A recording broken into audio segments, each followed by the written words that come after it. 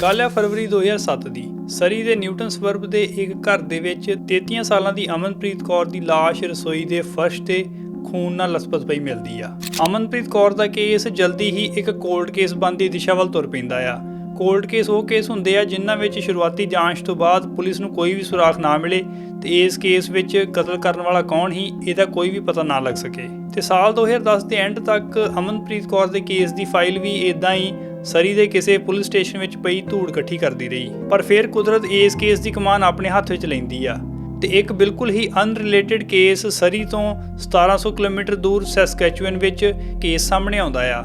ਇਹ ਕੇਸ ਹੁੰਦਾ ਆ ਇੱਕ 13-14 ਸਾਲਾਂ ਦੀ ਕੇਟਲਿਨ ਨੋਬਲ ਨਾਮ ਦੀ ਕੁੜੀ ਦਾ। ਤੇ ਇਸ ਕੇਸ ਦੀ ਇਨਵੈਸਟੀਗੇਸ਼ਨ ਵਿੱਚ ਇੱਕ ਬੰਦਾ ਫੜਿਆ ਜਾਂਦਾ ਵਾ ਤੇ ਉਹ ਜੋ ਖੁਲਾਸੇ ਕਰਦਾ ਆ ਉਹਦੇ ਨਾਲ ਕੁਝ ਇਦਾਂ ਦੇ ਲੋਕਾਂ ਦੇ ਚਿਹਰੇ ਪੰਜਾਬੀ ਕਮਿਊਨਿਟੀ ਸਾਹਮਣੇ ਬੇਨਕਾਬ ਹੁੰਦੇ ਆ ਜੋ ਇਸ ਘਿਨੌਣੇ ਕਤਲ ਨੂੰ ਅੰਜਾਮ ਦੇ ਕੇ ਇਹ ਸੋਚਣ ਲੱਗ ਪਏ ਸੀ ਕਿ ਹੁਣ ਉਹਨਾਂ ਨੂੰ ਕੋਈ ਨਹੀਂ ਫੜ ਸਕਦਾ। ਕੇਟਲਿਨ ਨੋਬਲ ਦੇ ਕੇਸ ਵਿੱਚ ਕੈਨੇਡੀਅਨ ਪੁਲਿਸ ਨੇ ਇੱਕ ਮਿਸਟਰ ਬਿਗ ਨਾਮ ਦੀ ਟੈਕਨੀਕ ਇਸ ਬੰਦੇ ਨੂੰ ਫੜਨ ਲਈ ਵਰਤੀ ਤੇ ਅੱਜ ਦੀ ਵੀਡੀਓ ਵਿੱਚ ਆਪਾਂ ਇਹੀ ਡਿਸਕਸ ਕਰਾਂਗੇ ਕਿ ਕਿਵੇਂ ਪੁਲਿਸ ਨੇ ਮਿਸਟਰ ਬਿਗ ਟੈਕਨੀਕ ਵਰਤ ਕੇ ਕੇਟਲਿਨ ਨੋਬਲ ਦੇ ਕੇਸ ਨੂੰ ਸੋਲਵ ਕਰਦੇ ਨਾਲ ਹੀ ਅਮਨਪ੍ਰੀਤ ਕੌਰ ਦਾ ਕੇਸ ਵੀ ਸੋਲਵ ਕਰਤਾ। ਤੇ ਚਲੋ ਸ਼ੁਰੂ ਕਰਦੇ ਹਾਂ ਅੱਜ ਦੀ ਵੀਡੀਓ।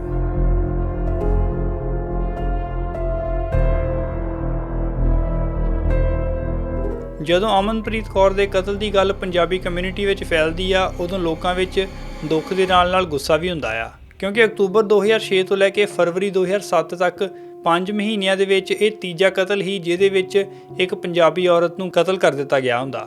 ਅਕਤੂਬਰ 2006 ਦੇ ਵਿੱਚ ਸਰੀ ਵਿੱਚ ਹੀ ਪ੍ਰੈਗਨੈਂਟ ਔਰਤ ਮਨਜੀਤ ਪੰਗਾਲੀ ਦਾ ਉਹਦੇ ਘਰ ਵਾਲੇ ਵੱਲੋਂ ਬੜੇ ਹੀ ਦਰਦਨਾਕ ਤਰੀਕੇ ਨਾਲ ਕਤਲ ਕਰ ਦਿੱਤਾ ਗਿਆ। ਫਿਰ 1 ਮਹੀਨੇ ਬਾਅਦ ਨਵੰਬਰ 2006 ਦੇ ਵਿੱਚ ਸਰੀ ਦੇ ਹੀ ਨਿਊਟਨ ਸਬਰਬ ਦੇ ਵਿੱਚ 23 ਸਾਲਾਂ ਦੀ ਨਵਰੀਤ ਵੜੈਚ ਉਹਦਾ ਕਤਲ ਵੀ ਉਹਦੇ ਘਰ ਵਾਲੇ ਜਤਿੰਦਰ ਵੜੈਚ ਵੱਲੋਂ ਕੀਤਾ ਗਿਆ। ਇਹਨਾਂ ਦੋਵਾਂ ਕੇਸਾਂ ਵਿੱਚ ਹੀ ਮਨਜੀਤ ਕੌਰ ਤੇ ਨਵਰੀਤ ਵੜੈਚ ਦੋਵੇਂ ਘਰੇਲੂ ਹਿੰਸਾ ਦਾ ਸ਼ਿਕਾਰ ਬਣੀਆਂ ਤੇ ਸਰੀ ਦੇ ਨਿਊਟਨ ਸਬਰਬ ਦੇ ਵਿੱਚ ਹੀ 7 ਫਰਵਰੀ 2007 ਨੂੰ ਕਤਲ ਕਰ ਦਿੱਤੀ ਜਾਂਦੀ ਆ ਅਮਨਪ੍ਰੀਤ ਕੌਰ ਭਾਈਆ। ਅਮਨਪ੍ਰੀਤ ਕੌਰ ਸਰੀ ਵਿੱਚ ਆਪਣੇ ਘਰ ਵਾਲੇ ਬਲਜਿੰਦਰ ਸਿੰਘ ਤੇ 3 ਬੱਚਿਆਂ ਨਾਲ ਰਹਿੰਦੀ ਸੀ। ਉਸ ਟਾਈਮ ਤੇ ਬਲਜਿੰਦਰ ਸਿੰਘ ਦੇ ਮਾਪਿਓ ਮਤਲਬ ਕਿ ਅਮਨਪ੍ਰੀਤ ਕੌਰ ਦੇ ਸੱਸ ਸਹੁਰਾ ਵੀ ਇਹਨਾਂ ਦੇ ਨਾਲ ਹੀ ਰਹਿੰਦੇ ਸੀ। ਅਮਨਪ੍ਰੀਤ ਕੌਰ ਤੇ ਬਲਜਿੰਦਰ ਸਿੰਘ ਦਾ ਸਰੀ ਲਾਗੇ ਹੀ ਕਲੋਵਰਡੇਲ ਵਿੱਚ ਇੱਕ ਬੈਰੀਆਂ ਦਾ ਫਾਰਮ ਹੁੰਦਾ ਹੈ ਜਿੱਥੇ ਇਹ ਦੋਵੇਂ ਕੰਮ ਕਰਦੇ ਸੀ। ਹੁਣ ਮੈਂ ਤੁਹਾਨੂੰ ਪਹਿਲਾਂ ਦੱਸੂਗਾ ਉਹ ਡਿਟੇਲਾਂ ਜੋ ਇਸ ਕਤਲ ਬਾਰੇ ਪੁਲਿਸ ਵੱਲੋਂ ਮੀਡੀਆ ਵਿੱਚ ਰਿਲੀਜ਼ ਕੀਤੀਆਂ ਗਈਆਂ ਕਿਉਂਕਿ ਇਸ ਕੇਸ ਦੇ ਵਿੱਚ ਅੱਗੇ ਜਾ ਕੇ ਇਹ ਗੱਲ ਬਹੁਤ ਜ਼ਿਆਦਾ ਜ਼ਰੂਰੀ ਹੋਣੀ ਆ ਦੋਸ਼ੀ ਦਾ ਦੋਸ਼ ਸਾਬਤ ਕਰਨ ਦੇ ਵਿੱਚ ਕਿ ਕਿਹੜੀ ਡਿਟੇਲ ਲੋਕਾਂ ਨੂੰ ਦੱਸੀ ਗਈ ਤੇ ਕਿਹੜੀ ਡਿਟੇਲ ਹੀ ਜੋ ਸਿਰਫ ਕਤਲ ਕਰਨ ਵਾਲੇ ਨੂੰ ਪਤਾ ਹੋ ਸਕਦੀ ਸੀ। 7 ਫਰਵਰੀ 2007 ਨੂੰ ਸਵੇਰੇ 8:15 ਵਜੇ ਅਮਨਪ੍ਰੀਤ ਦੇ ਸੱਸ ਸਹੁਰਾ ਇੱਕ ਮੈਡੀਕਲ ਅਪਾਇੰਟਮੈਂਟ ਲਈ ਘਰੋਂ ਚਲੇ ਜਾਂਦੇ ਆ।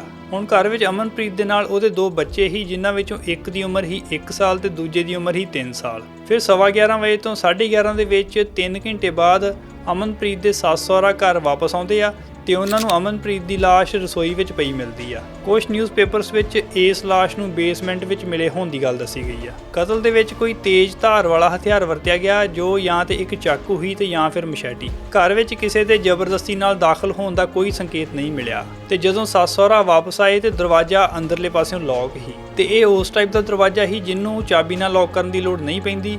ਅੰਦਰੋਂ ਲੌਕ ਘੁਮਾ ਕੇ ਦਰਵਾਜ਼ੇ ਨੂੰ ਬੰਦ ਕਰੋ ਤੇ ਦਰਵਾਜ਼ਾ ਬਾਹਰੋਂ ਲੌਕ ਹੋ ਜਾਂਦਾ। ਘਰ ਵਿੱਚ ਸਮਾਨ ਦੀ ਚੋਰੀ ਹੋਣ ਦਾ ਵੀ ਕੋਈ ਸਬੂਤ ਨਹੀਂ ਮਿਲਿਆ ਤੇ ਨਿਊਜ਼ ਦੇ ਵਿੱਚ ਇਸ ਘਰ ਦੀ ਸਿਰਫ ਬਾਹਰਲੀ ਤਸਵੀਰ ਛਾਪੀ ਗਈ ਸੀ ਜਿਹਦੇ ਤੋਂ ਘਰ ਦਿਖਦਾ ਕਿਵੇਂ ਦੇ ਆ ਤੇ ਘਰ ਦੇ ਬਾਹਰਲੇ ਫੀਚਰ ਕੀ ਆ ਇਹ ਸਭ ਨੂੰ ਪਤਾ ਸੀ ਤੇ ਇਹ ਸਾਰੀ ਪਬਲਿਕ ਇਨਫੋਰਮੇਸ਼ਨ ਸੀ।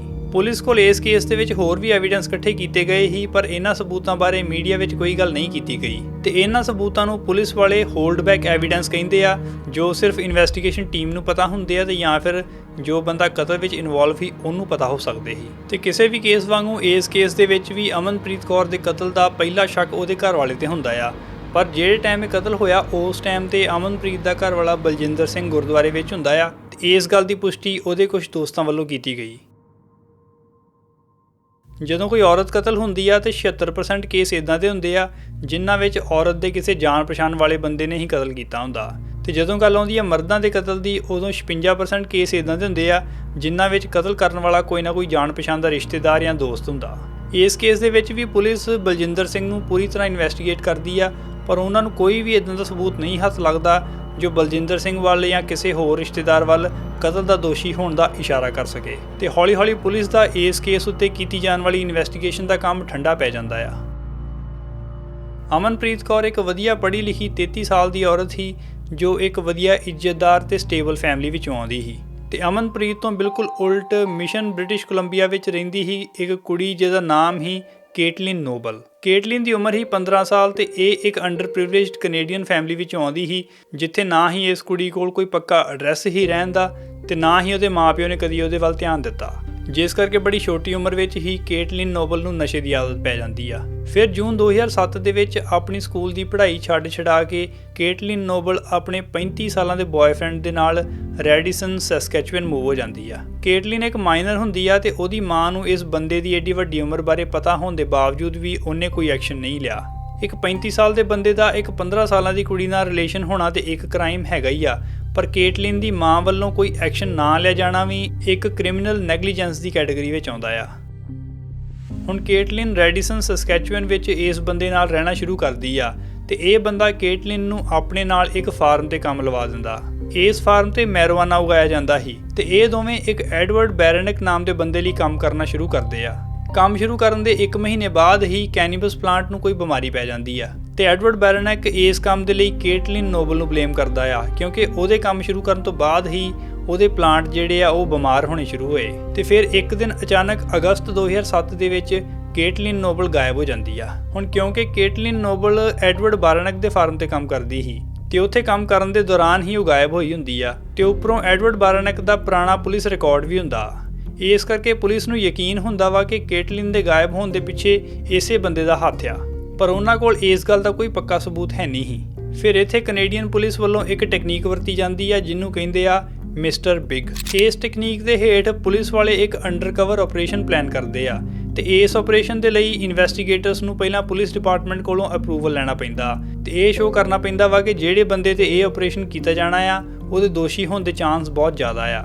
ਤੇ ਇਸ ਮਿਸਟਰ ਬਿਗ ਆਪਰੇਸ਼ਨ ਤੇ ਖਰਚਾ ਵੀ 1 ਲੱਖ ਤੋਂ ਕੁਝ ਮਿਲੀਅਨ ਤੱਕ ਆ ਸਕਦਾ। ਇਹ ਡਿਪੈਂਡ ਕਰਦਾ ਵਾ ਟਾਰਗੇਟ ਕੀਤੇ ਜਾਣ ਵਾਲੇ ਬੰਦੇ ਤੇ ਕਿ ਉਹ ਕਿੰਨਾ ਹਾਈ ਲੈਵਲ ਦਾ ਕ੍ਰਿਮੀਨਲ ਆ ਤੇ ਉਹ ਕਿੰਨਾ ਸੋਫਿਸਟੀਕੇਟਡ ਆ। ਇਸ ਤੋਂ ਇਲਾਵਾ ਇਦਾਂ ਦੇ ਆਪਰੇਸ਼ਨ ਵਿੱਚ ਖਰਚਾ ਇਸ ਲਈ ਵੀ ਜ਼ਿਆਦਾ ਆਉਂਦਾ ਵਾ ਕਿਉਂਕਿ ਕਈ ਵਾਰ ਇਹ ਕਈ ਮਹੀਨੇ ਵੀ ਚਲਾਇਆ ਜਾਂਦਾ। ਆਸਟ੍ਰੇਲੀਆ ਵਿੱਚ ਸਭ ਤੋਂ ਮਹਿੰਗਾ ਮਿਸਟਰ ਬਿਗ ਆਪਰੇਸ਼ਨ ਤੇ ਖਰਚਾ ਆਇਆ ਹੀ $4 ਲੱਖ ਤੇ ਕੈਨੇਡਾ ਦਾ ਸਭ ਤੋਂ ਮਹਿੰਗਾ ਮਿਸਟਰ ਬਿਗ ਆਪਰੇਸ਼ਨ ਹੈਗਾ ਵਾ $4 ਮਿਲੀਅਨ ਦੇ ਲਾਗੇ। ਇਸ ਅੰਡਰਕਵਰ ਆਪਰੇਸ਼ਨ ਵਿੱਚ ਇੱਕ ਪੁਲਿਸ ਵਾਲਾ ਟਾਰਗੇਟ ਕੀਤੇ ਜਾਣ ਵਾਲੇ ਬੰਦੇ ਨੂੰ ਇੱਕ ਕ੍ਰਿਮੀਨਲ ਐਂਟਰਪ੍ਰਾਈਜ਼ ਦਾ ਮੈਂਬਰ ਬਣ ਕੇ ਕਿਸੇ ਤਰ੍ਹਾਂ ਅਪਰੋਚ ਕਰਦਾ ਆ ਤੇ ਇਸ ਅੰਡਰਕਵਰ ਪੁਲਿਸ ਵਾਲੇ ਵੱਲੋਂ ਇਹ ਕਿਹਾ ਜਾਂਦਾ ਵਾ ਕਿ ਉਹ ਕਿਸੇ ਮਾਫੀਆ ਜਾਂ ਕ੍ਰਿਮੀਨਲ ਆਰਗੇਨਾਈਜੇਸ਼ਨ ਲਈ ਕੰਮ ਕਰਦਾ। ਹੁਣ ਕਿਉਂਕਿ ਟਾਰਗੇਟ ਕੀਤਾ ਗਿਆ ਬੰਦਾ ਪਹਿਲਾਂ ਤੋਂ ਹੀ ਕ੍ਰਿਮੀਨਲ ਹੁੰਦਾ, ਇਸ ਕਰਕੇ ਉਹ ਆਮ ਤੌਰ ਤੇ ਅੰਡਰਕਵਰ ਪੁਲਿਸ ਵਾਲੇ ਦੀਆਂ ਗੱਲਾਂ ਵਿੱਚ ਫਸ ਜਾਂਦਾ ਆ। ਫਿਰ ਹੌਲੀ-ਹੌਲੀ ਕੁਝ ਹਫ਼ਤੇ ਕੁਝ ਮਹੀਨੇ ਲਾ ਕੇ ਅੰਡਰਕਵਰ ਪੁਲਿਸ ਵਾਲੇ ਇਸ ਕ੍ਰਿਮੀਨਲ ਦਾ ਵਿਸ਼ਵਾਸ ਜਿੱਤਦੇ ਆ ਤੇ ਨਾਲ ਹੀ ਆਪਣੀ ਆਰਗੇਨਾਈਜੇਸ਼ਨ ਵੱਲੋਂ ਕੀਤੇ ਜਾਣ ਵਾਲੇ ਇਲੀਗਲ ਕੰਮਾਂ ਦੀ ਜਾਣਕਾਰੀ ਦਿੰਦੇ ਆ। ਤੇ ਫਿਰ ਇੱਕ ਦਿਨ ਅੰਡਰਕਵਰ ਪੁਲਿਸ ਵਾਲਾ ਟਾਰਗੇਟਡ ਕ੍ਰਿਮੀਨਲ ਨੂੰ ਇੱਕ ਛੋਟੀ-ਮੋਟੀ ਜੌਬ ਆਫਰ ਕਰਦਾ ਆ, ਜਿਵੇਂ ਕੋਈ ਕੈਸ਼ ਜਾਂ ਥੋੜਾ ਬਹੁਤ ਨਕਲੀ ਡਰੱਗਸ ਇੱਕ ਜਗ੍ਹਾ ਤੋਂ ਦੂਜੀ ਜਗ੍ਹਾ ਸਪਲਾਈ ਕਰਨ ਦਾ ਕੰਮ। ਤੇ ਇਦਾਂ ਦੇ ਕੰਮ ਲਈ ਇਸ ਕ੍ਰਿਮੀਨਲ ਨੂੰ $500,000 ਪੇ ਵੀ ਕੀਤਾ ਜਾਂਦਾ। ਤੇ ਫਿਰ ਹੌਲੀ-ਹੌਲੀ ਅੰਡਰਕਵਰ ਪੁਲਿਸ ਆਫੀਸਰ ਇਸ ਕ੍ਰਿਮੀਨਲ ਨੂੰ ਆਪਣੀ ਬਾਕੀ ਗੈਂਗ ਦੇ ਨਾਲ ਇੰਟਰੋਡਿਊਸ ਕਰਦਾ ਤੇ ਇਹ ਬਾਕੀ ਗੈਂਗ ਮੈਂਬਰ ਵੀ ਅੰਡਰਕਵਰ ਪੁਲਿਸ ਆਫੀਸਰ ਹੁੰਦੇ ਆ ਜੋ ਇਸ ਸਾਰੇ ਪਲਾਨ ਦੇ ਵਿੱਚ ਸ਼ਾਮਲ ਹੁੰਦੇ ਆ। ਤੇ ਇਹ ਸਾਰੇ ਅੰਡਰਕਵਰ ਪੁਲਿਸ ਆਫੀਸਰ ਇਸ ਕ੍ਰਿਮੀਨਲ ਨਾਲ ਮਿਲ ਕੇ ਛੋਟੇ-ਮੋਟੇ ਨਕਲੀ ਚੋਰੀਆਂ ਵਰਗੇ ਕੰਮਾਂ ਨੂੰ ਵੀ ਅੰਜਾਮ ਦਿੰਦੇ ਆ। ਤੇ ਇਸ ਟਾਈਮ ਤੱਕ ਜ਼ਿਆਦਾਤਰ ਕ੍ਰਿਮੀਨਲ ਇਹਨਾਂ ਅੰਡਰਕਵਰ ਪੁਲਿਸ ਵਾਲਿਆਂ ਨਾਲ ਕੰਫਰਟੇਬਲ ਹੋ ਜਾਂਦੇ ਆ ਤੇ ਹੌਲੀ-ਹੌਲੀ ਆਪਣੇ ਵੱਲੋਂ ਕੀਤੇ ਗਏ ਸਾਰੇ ਪੁਰਾਣੇ ਕ੍ਰਾਈਮ ਇੱਕ-ਇੱਕ ਕਰਕੇ ਦੱਸਣ ਲੱਗ ਜਾਂਦੇ ਆ। ਪਰ ਕੁਝ ਕ੍ਰਿਮੀਨਲ ਥੋੜੇ ਸਖਤ ਹੁੰਦੇ ਆ ਤੇ ਉਹਨਾਂ ਕੋਲੋਂ ਇਨਫੋਰਮੇਸ਼ਨ ਕਢਾਉਣ ਲਈ ਫਿਰ ਦੂਜੇ ਹੱਥਕੰਡੇ ਵਰਤੇ ਜਾਂਦੇ ਆ। ਕੁਝ ਕੇਸਾਂ ਵਿੱਚ ਕ੍ਰਿਮੀਨਲ ਨੂੰ ਆਖਿਆ ਜਾਂਦਾ ਵਾ ਕਿ ਹੁਣ ਟਾਈਮ ਆ ਗਿਆ ਵਾ ਤੈਨੂੰ ਬਿਗ ਬੌਸ ਦੇ ਨਾਲ ਮਿਲਾਉਣ ਦਾ ਤੇ ਇੱਕ ਅੰਡਰਕਵਰ ਪੁਲਿਸ ਆਫੀਸਰ ਬਿਗ ਬੌਸ ਬਣ ਕੇ ਇਸ ਕ੍ਰਿਮੀਨਲ ਦੇ ਸਾਹਮਣੇ ਪੇਸ਼ ਕੀਤਾ ਜਾਂਦਾ ਤੇ ਬਿਗ ਬੌਸ ਫਿਰ ਇਹਦੇ ਕੋਲੋਂ ਕੁਝ ਸਵਾਲ ਜਵਾਬ ਕਰਦਾ ਆ। ਆਮ ਤੌਰ ਤੇ ਕਿਹਾ ਜਾਂਦਾ ਵਾ ਕਿ ਜੇ ਤੂੰ ਸਾਡੀ ਗੈਂਗ ਦਾ ਪਰਮਨੈਂਟ ਮੈਂਬਰ ਬਣਨਾ ਵਾ ਤੇ ਕੋਈ ਇਦਾਂ ਦੀ ਕ੍ਰਿਮੀਨਲ ਐਕਟੀਵਿਟੀ ਦੱਸ ਜੋ ਤੂੰ ਕੀਤੀ ਹੋਵੇ, ਜਿਵੇਂ ਕਿ ਕੋਈ ਸੀਰੀਅਸ ਕ੍ਰਾਈਮ ਜਿਵੇਂ ਕਿ ਮਰਡਰ, ਤਾਂ ਕਿ ਜੇ ਕੱਲ ਨੂੰ ਪੁਲਿਸ ਤੈਨੂੰ ਫੜ ਲੈਂਦੀ ਆ ਤਾਂ ਸਾਨੂੰ ਪਤਾ ਹੋਵੇ ਕਿ ਤੈਨੂੰ ਕਿਵੇਂ ਬਚਾਉਣਾ। ਫਿਰ ਇਸ ਸਟੇਜ ਤੇ ਜ਼ਿਆਦਾਤਰ ਕ੍ਰਿਮੀਨਲ ਆਪਣੇ ਬਾਰੇ ਸਾਰੇ ਭੇਦ ਖੋਲ੍ਹ ਦਿੰਦੇ ਆ। ਮਿਸਟਰ ਬਿਗ ਆਪਰੇਸ਼ਨ ਵਿੱਚ ਲਏ ਗਏ ਇਕਬਾਲੀਆ ਬਿਆਨ ਅਮਰੀਕਾ, ਯੂਕੇ ਤੇ ਜਰਮਨੀ ਵਰਗੇ ਦੇਸ਼ਾਂ ਵਿੱਚ ਕੋਰਟ ਮੰਨਣ ਤੋਂ ਇਨਕਾਰ ਕਰਦਾ ਆ, ਪਰ ਆਸਟ੍ਰੇਲੀਆ, ਨਿਊਜ਼ੀਲੈਂਡ, ਕੈਨੇਡਾ ਦੇ ਕੋਰਟ ਵਿੱਚ ਇਦਾਂ ਦੇ ਸਟਿੰਗ ਆਪਰੇਸ਼ਨ ਵਿੱਚ ਕੀਤੇ ਗਏ ਕਨਫੈਸ਼ਨਸ ਕੋਰਟ ਵਿੱਚ ਐਡਮਿਸਿਬਲ ਹੁੰਦੇ ਆ ਤੇ ਇਹਨਾਂ ਦੇ ਆਧਾਰ ਤੇ ਫੈਸਲੇ ਵੀ ਦਿੱਤੇ ਜਾ ਚੁੱਕੇ ਆ। ਕੈਨੇਡਾ ਦੀ RCMP ਦਾ ਡਾਟਾ ਦੱਸਦਾ ਵਾ ਕਿ 75% ਇਦਾਂ ਦੇ ਸਟਿੰਗ ਆਪਰੇਸ਼ਨਸ ਦੇ ਵਿੱਚ ਜਾਂ ਤੇ ਬੰਦੇ ਨੂੰ ਕਲੀਅਰ ਕਰ ਦਿੱਤਾ ਜਾਂਦਾ ਵਾ ਤੇ ਜਾਂ ਫਿਰ ਉਹਦਾ ਦੋਸ਼ ਸਾਬਿਤ ਹੋ ਜਾਂਦਾ। ਤੇ ਜਦੋਂ ਮਿਸਟਰ ਬਿਗ ਆਪਰੇਸ਼ਨ ਦੇ ਦੌਰਾਨ ਇਕੱਠੇ ਕੀਤੇ ਗਏ ਸਬੂਤ ਜਿਨ੍ਹਾਂ ਵਿੱਚ ਰਿਕਾਰਡਿੰਗਸ ਵੀ ਹੁੰਦੀਆਂ ਵਾ, ਇਹਨਾਂ ਨੂੰ ਕੋਰਟ ਸਾਹਮਣੇ ਪੇਸ਼ ਕੀਤਾ ਜਾਂਦਾ ਤੇ ਉਦੋਂ 95% ਕੇਸਾਂ ਵਿੱਚ ਇਸ ਕ੍ਰਿਮੀਨਲ ਨੂੰ ਦੋਸ਼ੀ ਪਾਇਆ ਜਾਂਦਾ। ਹੁਣ ਵਾਪਸ ਆਉਂਦੇ ਹਾਂ ਆਪਣੇ ਕੇਸ ਵੱਲ ਤੇ ਗੱਲ ਕਰਦੇ ਹਾਂ ਕਿ ਮਿਸਟਰ ਬਿਗ ਆਪਰੇਸ਼ਨ ਨੂੰ ਇਸ ਕੇਸ ਦੇ ਵਿੱਚ ਕਿਵੇਂ ਵਰਤਿਆ ਗਿਆ। ਕੇਟਲਿਨ ਨੋਬਲ ਗਾਇਬ ਹੁੰਦੀ ਆ ਅਗਸਤ 2007 ਦੇ ਵਿੱਚ ਤੇ ਪੁਲਿਸ ਇਨਵੈਸਟੀਗੇਟਰਸ 1.5 ਸਾਲ ਐਡਵਰਡ ਬਾਰਨੈਕ ਨੂੰ ਕਿਸੇ ਤਰ੍ਹਾਂ ਦੋਸ਼ੀ ਸਾਬਤ ਕਰਨ ਲਈ ਸਬੂਤਾਂ ਦੀ ਭਾਲ ਵਿੱਚ ਹੁੰਦੇ ਆ, ਪਰ ਉਹਨਾਂ ਹੱਥ ਕੋਈ ਵੀ ਠੋਸ ਸਬੂਤ ਨਹੀਂ ਲੱਗਦਾ। ਫਿਰ ਜਨਵਰੀ 2009 ਦੇ ਵਿੱਚ ਕੇਟਲਿਨ ਨੋਬਲ ਦੇ ਕਤਲ ਦੇ ਵਿੱਚ ਇਸ ਮਿਸਟਰ ਬਿਗ ਆਪਰੇਸ਼ਨ ਨੂੰ ਅਪਰੂਵਲ ਮਿਲ ਜਾਂਦਾ ਆ, ਪਰ ਕਿਉਂਕਿ ਪੁਲਿਸ ਇਨਵੈਸਟੀਗੇਟਰ ਇੱਕ ਟਾਈਮ ਤੇ ਕਈ ਹੋਰ ਕੇਸਾਂ ਦੀ ਇਨਵੈਸਟੀਗੇਸ਼ਨ ਤੇ ਕੋਰਟ ਵਿੱਚ ਚੱਲਦੀ ਕਾਰਵਾਈ ਵਿੱਚ ਇਨਵੋਲਵ ਹੁੰਦੇ ਆ, ਇਸ ਕਰਕੇ ਮਿਸਟਰ ਬਿਗ ਆਪਰੇਸ਼ਨ ਦੀ ਪਲੈਨਿੰਗ ਕਰਦੇ ਕਰਦੇ 1.5 ਸਾਲ ਹੋਰ ਨਿਕਲ ਜਾਂਦਾ ਆ ਤੇ ਫਿਰ ਇਸ ਪਲਾਨ ਨੂੰ ਐਕਸ਼ਨ ਵਿੱਚ ਲਿਆਂਦਾ ਜਾਂਦਾ ਵਾ ਜੁਲਾਈ 2010 ਦੇ ਵਿੱਚ। ਤੇ ਇਸ ਆਪਰੇਸ਼ਨ ਦੀ ਪਹਿਲੀ ਸਟੇਜ ਹੁੰਦੀ ਆ ਦਾ ਬੰਪ, ਮਤਲਬ ਕਿ ਇਸ ਅੰਡਰਕਵਰ ਆਪਰੇਸ਼ਨ ਵੱਲੋਂ ਟਾਰਗੇਟ ਕੀਤੇ ਜਾਣ ਵਾਲੇ ਕ੍ਰਿਮੀਨਲ ਦੇ ਨਾਲ ਅਚਾਨਕ ਹੋਈ ਪਹਿਲੀ ਮੁਲਾਕਾਤ। ਐਡਵਰਡ ਬਾਰਨੈਕ ਨੂੰ ਕਿਸੇ ਛੋਟੇ-ਮੋਟੇ ਅਫੈਂਸ ਦੇ ਵਿੱਚ ਪੁਲਿਸ ਵੱਲੋਂ ਅਰੈਸਟ ਕੀਤਾ ਜਾਂਦਾ ਆ ਤੇ ਫਿਰ ਐਡਵਰਡ ਬਾਰਨੈਕ ਨੂੰ ਇੱਕ ਜੇਲ੍ਹ ਸੈੱਲ ਵਿੱਚ ਰੱਖਿਆ ਜਾਂਦਾ ਵਾ, ਜਿੱਥੇ ਉਹਦੇ ਨਾਲ ਇਸ ਸੈੱਲ ਦੇ ਵਿੱਚ ਇੱਕ ਹੋਰ ਸੈੱਲਮੇਟ ਹੁੰਦਾ ਆ ਤੇ ਇਹ ਸੈੱਲਮੇਟ ਅਸਲ ਵਿੱਚ ਇੱਕ ਅੰਡਰਕਵਰ ਪੁਲਿਸ ਵਾਲਾ ਹੀ, ਜੋ ਇਸ ਪਲਾਨ ਦੀ ਪਹਿਲੀ ਸਟੇਜ ਜਿਹਦੇ ਵਿੱਚ ਕ੍ਰਿਮੀਨਲ ਨਾਲ ਕੰਟੈਕਟ ਸਾਬਿਤ ਕੀਤਾ ਜਾਂਦਾ ਵਾ ਉਹ ਸ਼ੁਰੂ ਕਰਦਾ। ਤੇ ਮਿਸਟਰ ਬਿਗ ਆਪਰੇਸ਼ਨ ਦੀ ਪਹਿਲੀ ਸਟੇਜ ਦਾ ਬੰਪ ਜੇਲ੍ਹ ਸੈੱਲ ਦੇ ਵਿੱਚੋਂ ਸ਼ੁਰੂ ਹੁੰਦੀ ਆ ਤੇ ਇਹ ਅੰਡਰਕਵਰ ਪੁਲਿਸ ਆਫੀਸਰ ਐਡਵਰਡ ਬਾਰਨੈਕ ਨਾਲ ਕੰਟੈਕਟ ਸਥਾਪਿਤ ਕਰਦਾ। ਹੁਣ ਜੇ ਕੋਈ ਜੇਲ੍ਹ ਵਿੱਚ ਬੈਠਾ ਵਾ ਤੇ 99% ਚਾਂਸ ਆ ਕਿ ਉਹ ਕੋਈ ਨਾ ਕੋਈ ਕ੍ਰਾਈਮ ਕਰਕੇ ਆਇਆ ਹੋਣਾ, ਇਸ ਕਰਕੇ ਅੰਡਰਕਵਰ ਕਾਪ ਨੂੰ ਬਾਰਨੈਕ ਨੂੰ ਆਪਣੇ ਭਰੋਸੇ ਵਿੱਚ ਲਏ ਜਾਣ ਵਿੱਚ ਕੋਈ ਵੀ ਮੁਸ਼ਕਲ ਨਹੀਂ ਹੁੰਦੀ। ਇਹ ਅੰਡਰਕਵਰ ਕਾਪ ਬਾਰਨੈਕ ਨੂੰ ਗੱਲਾਂ-ਗੱਲਾਂ ਵਿੱਚ ਦੱਸਦਾ ਵਾ ਕਿ ਉਹ ਇੱਕ ਕ੍ਰਿਮੀਨਲ ਆਰਗੇਨਾਈਜੇਸ਼ਨ ਲਈ ਕੰਮ ਕਰਦਾ ਆ ਤੇ ਇਹ criminal organisation loan sharking, contraband, counterfeit money ਤੇ ਕ੍ਰੈਡਿਟ ਕਾਰਡ, ਫਾਇਰ ਆਰਮਸ ਤੇ ਐਕਸਪਲੋਸਿਵ ਵਰਗੇ ਇਲੀਗਲ ਕੰਮਾਂ ਤੋਂ ਪੈਸਾ ਬਣਾਉਂਦੀ ਆ ਤੇ ਕਹਿੰਦਾ ਵਾ ਕਿ ਉਹਨਾਂ ਨੂੰ ਹਮੇਸ਼ਾ ਬੰਦਿਆਂ ਦੀ ਲੋੜ ਰਹਿੰਦੀ ਆ ਬਦਮਾਸ਼ੀ ਵਾਲੇ ਕੰਮ ਕਰਵਾਉਣ ਦੇ ਲਈ। ਤੇ ਐਡਵਰਡ ਬਾਰਨੈਕ ਜੋ ਪਹਿਲਾਂ ਹੀ ਇਦਾਂ ਦੇ ਕੰਮ ਕਰਦਾ ਰਿਹਾ ਹੁੰਦਾ ਵਾ, ਉਹ ਹਵਾਲਾਤ ਵਿੱਚੋਂ ਬਾਹਰ ਆ ਕੇ ਦੁਬਾਰਾ ਇਸ ਅੰਡਰਕਵਰ ਕਾਪ ਦੇ ਨਾਲ ਕੰਟੈਕਟ ਵਿੱਚ ਆਉਂਦਾ ਆ ਤੇ ਫਿਰ ਅੰਡਰਕਵਰ ਪੁਲਿਸ ਵਾਲੇ ਦੀ ਇਸ ਫੇਕ ਆਰਗੇਨਾਈਜੇਸ਼ਨ ਵੱਲੋਂ ਬਾਰਨੈਕ ਨੂੰ $5000 ਦਿੱਤੇ ਜਾਂਦੇ ਆ, ਜੋ ਕਿ ਇੱਕ ਇੰਟਰਸਟ ਫ੍ਰੀ ਲੋਨ ਹੁੰਦਾ ਵਾ ਬਾਰਨੈਕ ਨੂੰ ਜੇਲ੍ਹ ਤੋਂ ਬਾਹਰ ਆ ਕੇ ਆਪਣੀ ਲਾਈਫ ਨੂੰ ਥੋੜਾ ਪਟੜੀ ਤੇ ਲੈ ਕੇ ਆਉਣ ਲਈ। ਤੇ ਬਾਰਨੈਕ ਇਹ $5000 ਜਲਦੀ ਹੀ ਰੀਪੇ ਵੀ ਕਰ ਦਿੰਦਾ ਆ। ਫਿਰ ਐਡਵਰਡ ਬਾਰਨੈਕ ਹਵਾਲਾਤ ਵਿੱਚ ਮਿਲੇ ਉਸ ਅੰਡਰਕਵਰ ਕਾਪ ਦੇ ਨਾਲ ਇੱਕ ਟੀਮ ਮੈਂਬਰ ਬਣ ਕੇ ਇਸ ਕ੍ਰਿਮੀਨਲ ਆਰਗੇਨਾਈਜੇਸ਼ਨ ਲਈ ਕੰਮ ਕਰਨਾ ਸ਼ੁਰੂ ਕਰਦਾ ਆ। ਪਹਿਲੇ ਕੁਝ ਹਫ਼ਤਿਆਂ ਵਿੱਚ ਅੰਡਰਕਵਰ ਕਾਪ 30-40 ਲੈ ਕੇ ਆਉਂਦਾ ਤੇ ਬਾਰਨੈਕ ਇਸ ਅੰਡਰਕਵਰ ਕਾਪ ਦੀ ਇਸ ਕੈਸ਼ ਨੂੰ ਕਾਊਂਟ ਕਰਨ ਦੇ ਵਿੱਚ ਹੈਲਪ ਕਰਦਾ। ਅੰਡਰਕਵਰ ਕਾਪ ਬਾਰਨੈਕ ਨੂੰ ਦੱਸਦਾ ਵਾ ਕਿ ਇਹ ਕੈਸ਼ ਡਰੱਗਸ ਤੇ ਇਲੀਗਲ ਵੈਪਨ ਦੀ ਸੇਲ ਤੋਂ ਆਉਂਦਾ ਆ ਤੇ ਉਹਨਾਂ ਦੇ ਡੀਲਰ ਇਹ ਕੈਸ਼ ਉਹਨੂੰ ਦੇ ਕੇ ਜਾਂਦੇ ਆ ਤੇ ਉਹਦੇ ਵੱਲੋਂ ਇਸ ਕੈਸ਼ ਨੂੰ ਕਾਊਂਟ ਕਰਕੇ ਬਿਗ ਬੌਸ ਕੋਲ ਭੇਜਿਆ ਜਾਂਦਾ। ਹੌਲੀ-ਹੌਲੀ ਬਾਰਨੈਕ ਦੀ ਰਿਸਪੌਂਸਿਬਿਲਟੀ ਵੀ ਵਧਾਈ ਜਾਂਦੀ ਆ ਤੇ ਉਹ ਹੁਣ ਕੱਲਾ ਹੀ ਇਹਨਾਂ ਡੀਲਰਾਂ ਕੋਲੋਂ ਕੈਸ਼ ਇਕੱਠਾ ਕਰਨਾ ਸ਼ੁਰੂ ਕਰਦਾ ਆ ਤੇ ਇਹ ਸਾਰੇ ਡੀਲਰ ਵੀ ਅੰਡਰਕਵਰ ਪੁਲਿਸ ਵਾਲੇ ਹੁੰਦੇ ਆ ਤੇ ਇਦਾਂ ਹੀ ਬਾਰਨੈਕ ਨੂੰ ਇਹ ਵੀ ਸ਼ੋਅ ਕੀਤਾ ਜਾਂਦਾ ਵਾ ਕਿ ਗੈਂਗ ਦੇ ਸਾਰੇ ਮੈਂਬਰ ਵਧੀਆ ਪੈਸੇ ਕਮਾਉਂਦੇ ਆ ਤੇ ਐਸ਼ੋ ਆਰਾਮ ਦੀ ਜ਼ਿੰਦਗੀ ਜੀਂਦੇ ਆ ਤੇ ਬਾਰਨੈਕ ਨੂੰ ਵੀ ਉਹਦੇ ਵੱਲੋਂ ਕੀਤੇ ਗਏ ਕੰਮ ਦੇ ਲਈ ਹੁਣ ਤੱਕ ਪਹਿਲੇ ਕੁਝ ਹਫ਼ਤਿਆਂ ਵਿੱਚ ਹੀ $14000 ਪੇ ਕੀਤੇ ਜਾਂਦੇ ਆ, ਜਿਸ ਕਰਕੇ ਬਾਰਨੈਕ ਨੂੰ ਲੱਗਣ ਲੱਗ ਜਾਂਦਾ ਵਾ ਕਿ ਉਹਦੀ ਲਾਈਫ ਵੀ ਹੁਣ ਸੈੱਟ ਆ ਤੇ ਉਹਨੇ ਗੈਂਗ ਦੇ ਬੌਸ ਦਾ ਵਿਸ਼ਵਾਸ ਜਿੱਤ ਲਿਆ ਆ। ਹੁਣ ਅੰਡਰਕਵਰ ਪੁਲਿਸ ਵਾਲੇ ਜੋ ਇਸ ਗੈਂਗ ਦੇ ਮੈਂਬਰ ਹੀ ਆਪਣੇ ਅਸਲੀ ਕੰਮ ਵੱਲ ਫੋਕਸ ਕਰਦੇ ਆ, ਜੋ ਹੀ ਬਾਰਨੈਕ ਨੂੰ ਉਹਦੇ ਵੱਲੋਂ ਕੀਤੇ ਕੇਟਲਿਨ ਨੋਬਲ ਦੇ ਕਤਲ ਦੀ ਗੱਲ ਉਹਦੇ ਮੂੰਹ ਵਿੱਚੋਂ ਕਢਵਾਉਣਾ। ਤੇ ਜਿਹੜਾ ਅੰਡਰਕਵਰ ਡਿਟੈਕਟਿਵ ਬਾਰਨੈਕ ਨਾਲ ਗੈਂਗ ਵਿੱਚ ਐਜ਼ ਅ ਪਾਰਟਨਰ ਕੰਮ ਕਰਦਾ ਸੀ, ਉਹ ਹੌਲੀ-ਹੌਲੀ ਬਾਰਨੈਕ ਨੂੰ ਦੱਸਦਾ ਵਾ ਕਿ ਗੈਂਗ ਮੈਂਬਰ ਆਪਣੇ ਕੰਮ ਨੂੰ ਪੂਰਾ ਕਰਨ ਦੇ ਲਈ ਕਈ ਵਾਰ ਵਾਇਲੈਂਸ ਵੀ ਯੂਜ਼ ਕਰਦੇ ਆ ਤੇ ਇਹ ਵਾਇਲੈਂਸ ਔਰਤਾਂ ਖਿਲਾਫ ਵੀ ਹੋ ਸਕਦੀ ਆ। ਤੇ ਬਾਰਨੈਕ ਨੂੰ ਪੁੱਛਿਆ ਜਾਂਦਾ ਵਾ ਕਿ ਕੀ ਤੈਨੂੰ ਔਰਤਾਂ ਦੇ ਖਿਲਾਫ ਵਾਇਲੈਂਸ ਕਰਨ ਦੇ ਵਿੱਚ ਕੋਈ ਆਪੱਤੀ ਹੈਗੀ ਆ? ਬਾਰਨੈਕ ਕਹਿੰਦਾ ਵਾ ਕਿ ਨਹੀਂ, ਉਹਨੂੰ ਕੋਈ ਆਪੱਤੀ ਨਹੀਂ ਆ ਤੇ ਇਦਾਂ ਦੇ ਕੰਮ ਉਹ ਪਹਿਲਾਂ ਵੀ ਕਰ ਚੁੱਕਿਆ। ਇਸ ਗੱਲ ਨੂੰ ਟੈਸਟ ਕਰਨ ਦੇ ਲਈ ਪੁਲਿਸ ਵਾਲੇ ਇੱਕ ਫੀਮੇਲ ਅੰਡਰਕਵਰ ਕਾਪ ਨੂੰ ਡਰੱਗ ਡੀਲਰ ਤੇ ਸੈਕਸ ਵਰਕਰ ਬਣਾ ਕੇ ਇੱਕ ਸਕ੍ਰਿਪਟਡ ਸਿਨੈਰੀਓ ਬਾਰਨੈਕ ਦੇ ਸਾਹਮਣੇ ਪੇਸ਼ ਕਰਦੇ ਆ। ਇੱਕ ਗੈਂਗ ਮੈਂਬਰ ਜੋ ਅੰਡਰਕਵਰ ਪੁਲਿਸ ਵਾਲਾ ਹੀ ਹੁੰਦਾ ਆ, ਉਹ ਇਸ ਫੇਕ ਫੀਮੇਲ ਡਰੱਗ ਡੀਲਰ ਨੂੰ ਬਾਰਨੈਕ ਦੇ ਸਾਹਮਣੇ ਗਾਲਾਂ ਕੱਢਦਾ ਆ ਤੇ ਅਸੌਲਟ ਕਰਦਾ ਆ, ਜਿਸ ਤੇ ਬਾਰਨੈਕ ਹੱਸਦਾ ਹੋਇਆ ਨਜ਼ਰ ਆਉਂਦਾ। ਬਾਰਨੈਕ ਨੂੰ ਹੁਣ ਇਹ ਵੀ ਯਕੀਨ ਹੋ ਗਿਆ ਸੀ ਕਿ ਗੈਂਗ ਦੇ ਮੈਂਬਰ ਜਨਾਨੀਆਂ ਖਿਲਾਫ ਵਾਇਲੈਂਸ ਨੂੰ ਗਲਤ ਨਹੀਂ ਸਮਝਦੇ ਤੇ ਪੁਲਿਸ ਵਾਲਿਆਂ ਦੀ ਬਾਰਨੈਕ ਦਾ ਮੂੰਹ ਖੁਲਵਾਉਣ ਵਿੱਚ ਇਹ ਟੈਕਨੀਕ ਰੰਗ ਲਿਆਉਂਦੀ ਆ। ਤੇ ਇਸ ਮਿਸਟਰ ਬਿਗ ਆਪਰੇਸ਼ਨ ਦੇ ਸ਼ੁਰੂ ਕੀਤੇ ਜਾਣ ਦੇ 4 ਮਹੀਨੇ ਬਾਅਦ ਨਵੰਬਰ 2010 ਦੇ ਵਿੱਚ ਬਾਰਨੈਕ ਇਦਾਂ ਹੀ ਬੈਠਾ ਗੱਲ ਕਰਦਾ ਵਾ ਕਿ ਉਹ ਹੁਣ ਤੱਕ 4 ਕਤਲ ਕਰ ਚੁੱਕਿਆ। ਤੇ ਜੋ ਅੰਡਰਕਵਰ ਪੁਲਿਸ ਆਫੀਸਰ ਇਸ ਗੈਂਗ ਦੇ ਵਿੱਚ ਉਹਦਾ ਪਾਰਟਨਰ ਹੁੰਦਾ ਆ, ਉਹ ਪੁੱਛਦਾ ਆ ਕਿ ਕੀ ਤੇਰੇ ਉੱਤੇ ਇਸ ਟਾਈਮ ਹੀਟ ਹੈਗੀ ਆ? ਹੀਟ ਦਾ ਮਤਲਬ ਇੱਥੇ ਆ ਕਿ ਕੀ ਇਸ ਟਾਈਮ ਕੋਈ ਇਨਵੈਸਟੀਗੇਸ਼ਨ ਤੇਰੇ ਉੱਪਰ ਚੱਲਦੀ ਪਈ ਆ? ਬਾਰਨੈਕ ਕਹਿੰਦਾ ਵਾ ਕਿ ਨਹੀਂ, ਇਹ ਕਤਲ ਕੁਝ ਸਾਲ ਪਹਿਲਾਂ ਕੀਤੇ ਗਏ ਸੀ, ਇਸ ਕਰਕੇ ਇਸ ਟਾਈਮ ਕੋਈ ਵੀ ਪੁਲਿਸ ਦੀ ਕਾਰਵਾਈ ਉਹਦੇ ਉੱਤੇ ਨਹੀਂ ਚੱਲਣ ਡਈ। ਫਿਰ 29 ਨਵੰਬਰ 2010 ਨੂੰ ਇਦਾਂ ਹੀ ਬਾਰਨੈਕ ਤੇ ਉਹਦਾ ਗੈਂਗ ਪਾਰਟਨਰ ਕਿਸੇ ਛੋਟੇ-ਮੋਟੇ ਕੰਮ ਲਈ ਹਾਈਵੇ 10 ਤੇ ਫਿਰਦੇ ਸੀ ਤੇ ਇਹ ਹਾਈਵੇ 10 ਬਿਲਕੁਲ ਨਿਊਟਨ ਸਬਰ ਦੇ ਵਿੱਚੋਂ ਗੁਜ਼ਰਦਾ ਆ ਨਿਊਟਨ ਉਹ ਸਬਰਬ ਆ ਜਿੱਥੇ ਅਮਨਪ੍ਰੀਤ ਕੌਰ ਦਾ 4 ਸਾਲ ਪਹਿਲਾਂ ਕਤਲ ਹੋਇਆ ਹੁੰਦਾ। ਬਾਰਾਨੈਕ ਅੰਡਰਕਵਰ ਪੁਲਿਸ ਆਫੀਸਰ ਨੂੰ ਕਹਿੰਦਾ ਵਾ ਕਿ ਜਦੋਂ ਵੀ ਉਹ ਇਹ ਜਗ੍ਹਾ ਤੋਂ ਲੰਘਦਾ ਆ ਤੇ ਉਹਦੀਆਂ ਪੁਰਾਣੀਆਂ ਯਾਦਾਂ ਤਾਜ਼ਾ ਹੋ ਜਾਂਦੀਆਂ। ਅੰਡਰਕਵਰ ਕੌਪ ਕਹਿੰਦਾ ਆ ਕਿ ਉਹ ਕਿੱਦਾਂ। ਬਾਰਾਨੈਕ ਉਹਨੂੰ ਜਵਾਬ ਦਿੰਦਾ ਵਾ ਕਿ ਕੁਝ ਸਾਲ ਪਹਿਲਾਂ ਹੀ ਉਹਨੇ ਇੱਥੇ ਇੱਕ ਬੰਦੇ ਦਾ ਕਤਲ ਕੀਤਾ ਸੀ। ਉਹ ਕਹਿੰਦਾ ਵਾ ਕਿ ਇਸ ਬੰਦੇ ਨੇ ਉਹਦੇ ਪੈਸੇ ਦੇਣੇ ਸੀ ਤੇ ਇਹਨਾਂ ਪੈਸਿਆਂ ਦੇ ਚੱਕਰ ਵਿੱਚ ਹੀ ਉਹਨੇ ਇਹ ਕਤਲ ਕੀਤਾ।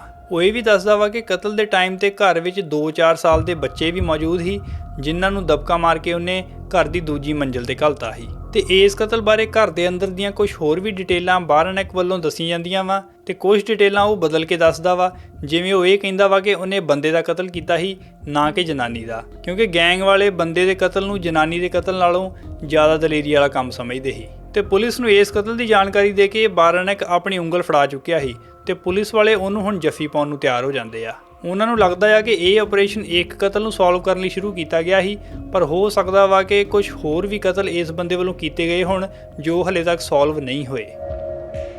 ਕੁਝ ਦਿਨਾਂ ਬਾਅਦ ਅੰਡਰਕਵਰ ਕੌਪ ਬਾਰਾਨੈਕ ਨੂੰ ਕਹਿੰਦਾ ਵਾ ਕਿ ਇੱਕ ਬੜਾ ਵੱਡਾ ਕੰਮ ਉਹਦੀ ਗੈਂਗ ਵੱਲੋਂ ਕੀਤਾ ਜਾਣ ਵਾਲਾ ਵਾ ਤੇ ਉਹਨੂੰ ਇਸ ਕੰਮ ਦੇ $20,000 ਤੱਕ ਮਿਲ ਸਕਦੇ ਆ। ਤੇ ਬਾਰਾਨੈਕ ਇਸ ਕੰਮ ਨੂੰ ਕਰਨ ਲਈ ਉਸੇ ਵੇਲੇ ਤਿਆਰ ਹੋ ਜਾਂਦਾ।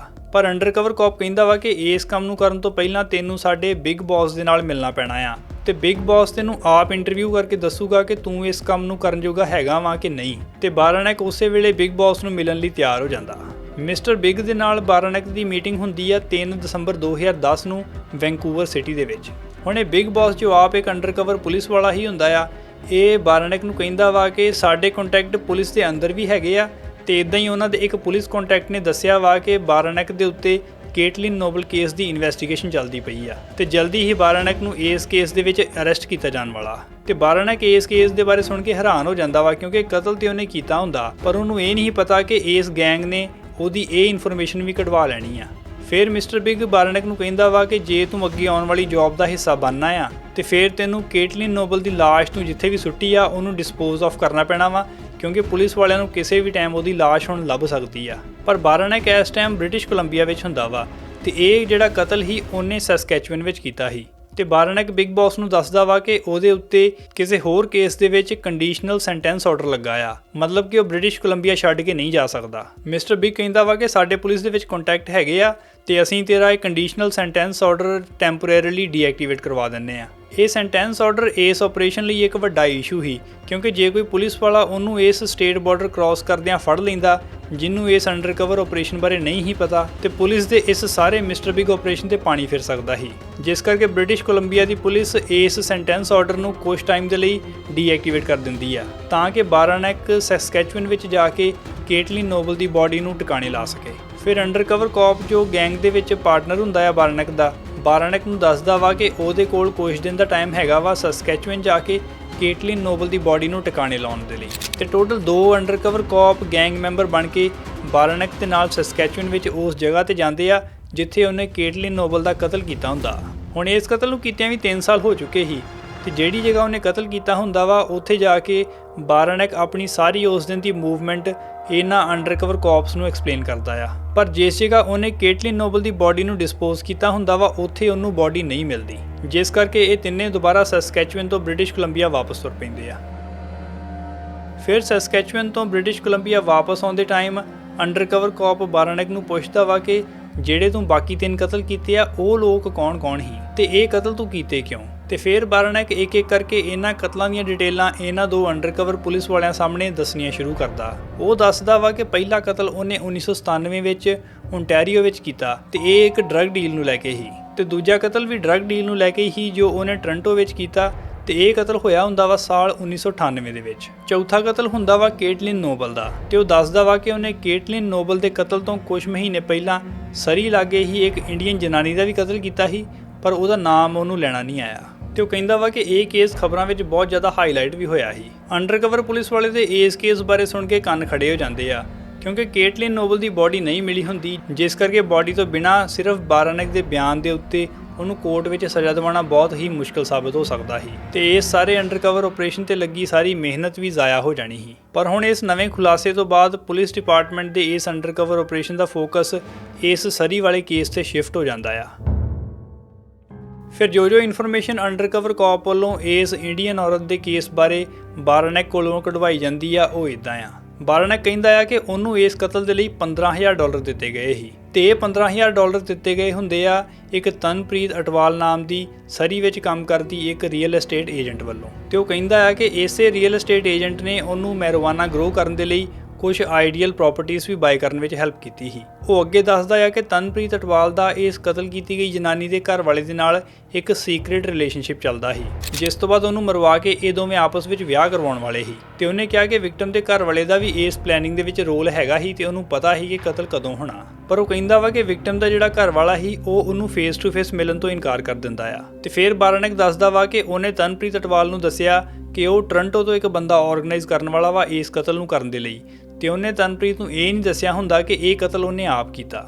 ਤੇ ਬਾਰਾਨਕ ਦੱਸਦਾ ਆ ਕਿ ਕਤਲ ਤੋਂ ਕੁਝ ਦਿਨ ਪਹਿਲਾਂ ਤਨਪ੍ਰੀਤ ਅਟਵਾਲ ਹੀ ਉਹਨੂੰ ਉਹ ਘਰ ਵਿਖਾਉਣ ਲੈ ਕੇ ਗਈ ਹੁੰਦੀ ਆ ਜਿੱਥੇ ਵਿਕਟਮ ਰਹਿੰਦੀ ਸੀ। ਉਹ ਦੱਸਦਾ ਆ ਕਿ ਘਰ ਕਾਫੀ ਵੱਡਾ ਸੀ ਤੇ ਉਹਦਾ ਡਰਾਈਵੇ ਜਿਹੜਾ ਸੀ ਉਹ ਸਰਕੂਲਰ ਸੀ ਤੇ ਇਹ ਇੱਕ 2 ਸਟੋਰੀ ਘਰ ਸੀ ਤੇ ਉਹ ਘਰ ਦਾ ਐਡਰੈਸ ਵੀ ਮੂੰਹ ਜ਼ਬਾਨੀ ਜਾਣਦਾ ਹੁੰਦਾ ਵਾ। ਤੇ ਕਹਿੰਦਾ ਵਾ ਕਿ ਇਹ ਕਤਲ ਸਕਾਟ ਰੋਡ ਤੇ ਹੋਇਆ ਸੀ ਜੋ ਹਾਈਵੇ 10 ਦੇ ਲਾਗੇ ਪੈਂਦਾ ਆ। ਤੇ ਉਹ ਕਹਿੰਦਾ ਵਾ ਕਿ ਇਹ ਘਰ ਹਾਈਵੇ ਤੋਂ ਦੂਜੇ ਜਾਂ ਤੀਜੇ ਨੰਬਰ ਦਾ ਘਰ ਸੀ। ਬਾਰਾਨਕ ਕਹਿੰਦਾ ਹੈ ਕਿ ਤਨਪ੍ਰੀਤ ਅਟਵਾਲ ਨੇ ਹੀ ਉਹਨੂੰ ਵਿਕਟਮ ਦੀ ਫੋਟੋਗ੍ਰਾਫ ਦਿੱਤੀ ਤੇ ਕਤਲ ਵਾਲੇ ਦਿਨ ਤਨਪ੍ਰੀਤ ਅਟਵਾਲ ਇੰਡੀਆ ਹੁੰਦੀ ਆ ਤੇ ਬਾਰਾਨਕ ਨੂੰ ਤਨਪ੍ਰੀਤ ਅਟਵਾਲ ਇੰਡੀਆ ਤੋਂ ਫੋਨ ਕਰਦੀ ਆ ਇਹ ਦੱਸਣ ਲਈ ਕਿ ਅਮਨਪ੍ਰੀਤ ਕੌਰ ਦੇ ਸੱਸ ਸਹੁਰਾ ਆਪਣੀ ਅਪਾਇੰਟਮੈਂਟ ਲਈ 8:15 ਵਜੇ ਦੇ ਲਾਗੇ ਘਰੋਂ ਜਾ ਚੁੱਕੇ ਆ। ਤੇ ਉਹਨੂੰ ਇਹ ਵੀ ਦੱਸਿਆ ਗਿਆ ਸੀ ਕਿ ਵਿਕਟਮ ਦਾ ਘਰ ਵਾਲਾ ਉਸ ਦਿਨ ਸਵੇਰੇ ਗੁਰਦੁਆਰੇ ਹੋਣਾ ਆ ਜਿੱਥੇ ਉਹ ਆਪਣੇ ਕੁਝ ਦੋਸਤਾਂ ਨਾਲ ਬੈਠਾ ਹੋਊਗਾ ਤੇ ਇਹੀ ਦੋਸਤ ਬਾਅਦ ਵਿੱਚ ਦੱਸ ਸਕਣਗੇ ਕਿ ਬਲਜਿੰਦਰ ਸਿੰਘ ਕਤਲ ਦੇ ਟਾਈਮ ਤੇ ਗੁਰਦੁਆਰੇ ਵਿੱਚ ਹੀ ਨਾ ਕਿ ਘਰੇ। ਤੇ ਬਾਰਾਨਕ ਦੱਸਦਾ ਆ ਕਿ ਕਤਲ ਦੀ ਸਵੇਰ ਇਹ ਪਹਿਲਾਂ ਆਪਣੇ ਕੰਮ ਤੇ ਜਾਂਦਾ ਆ ਤੇ ਫਿਰ 10 ਵਜੇ ਦੇ ਲਾਗੇ ਕੰਮ ਤੋਂ ਵਿਕਟਮ ਦੇ ਘਰ ਡਰਾਈਵ ਕਰਕੇ ਜਾਂਦਾ ਆ ਤੇ ਦਰਵਾਜ਼ੇ ਤੇ ਨੌਕ ਕਰਦਾ ਆ।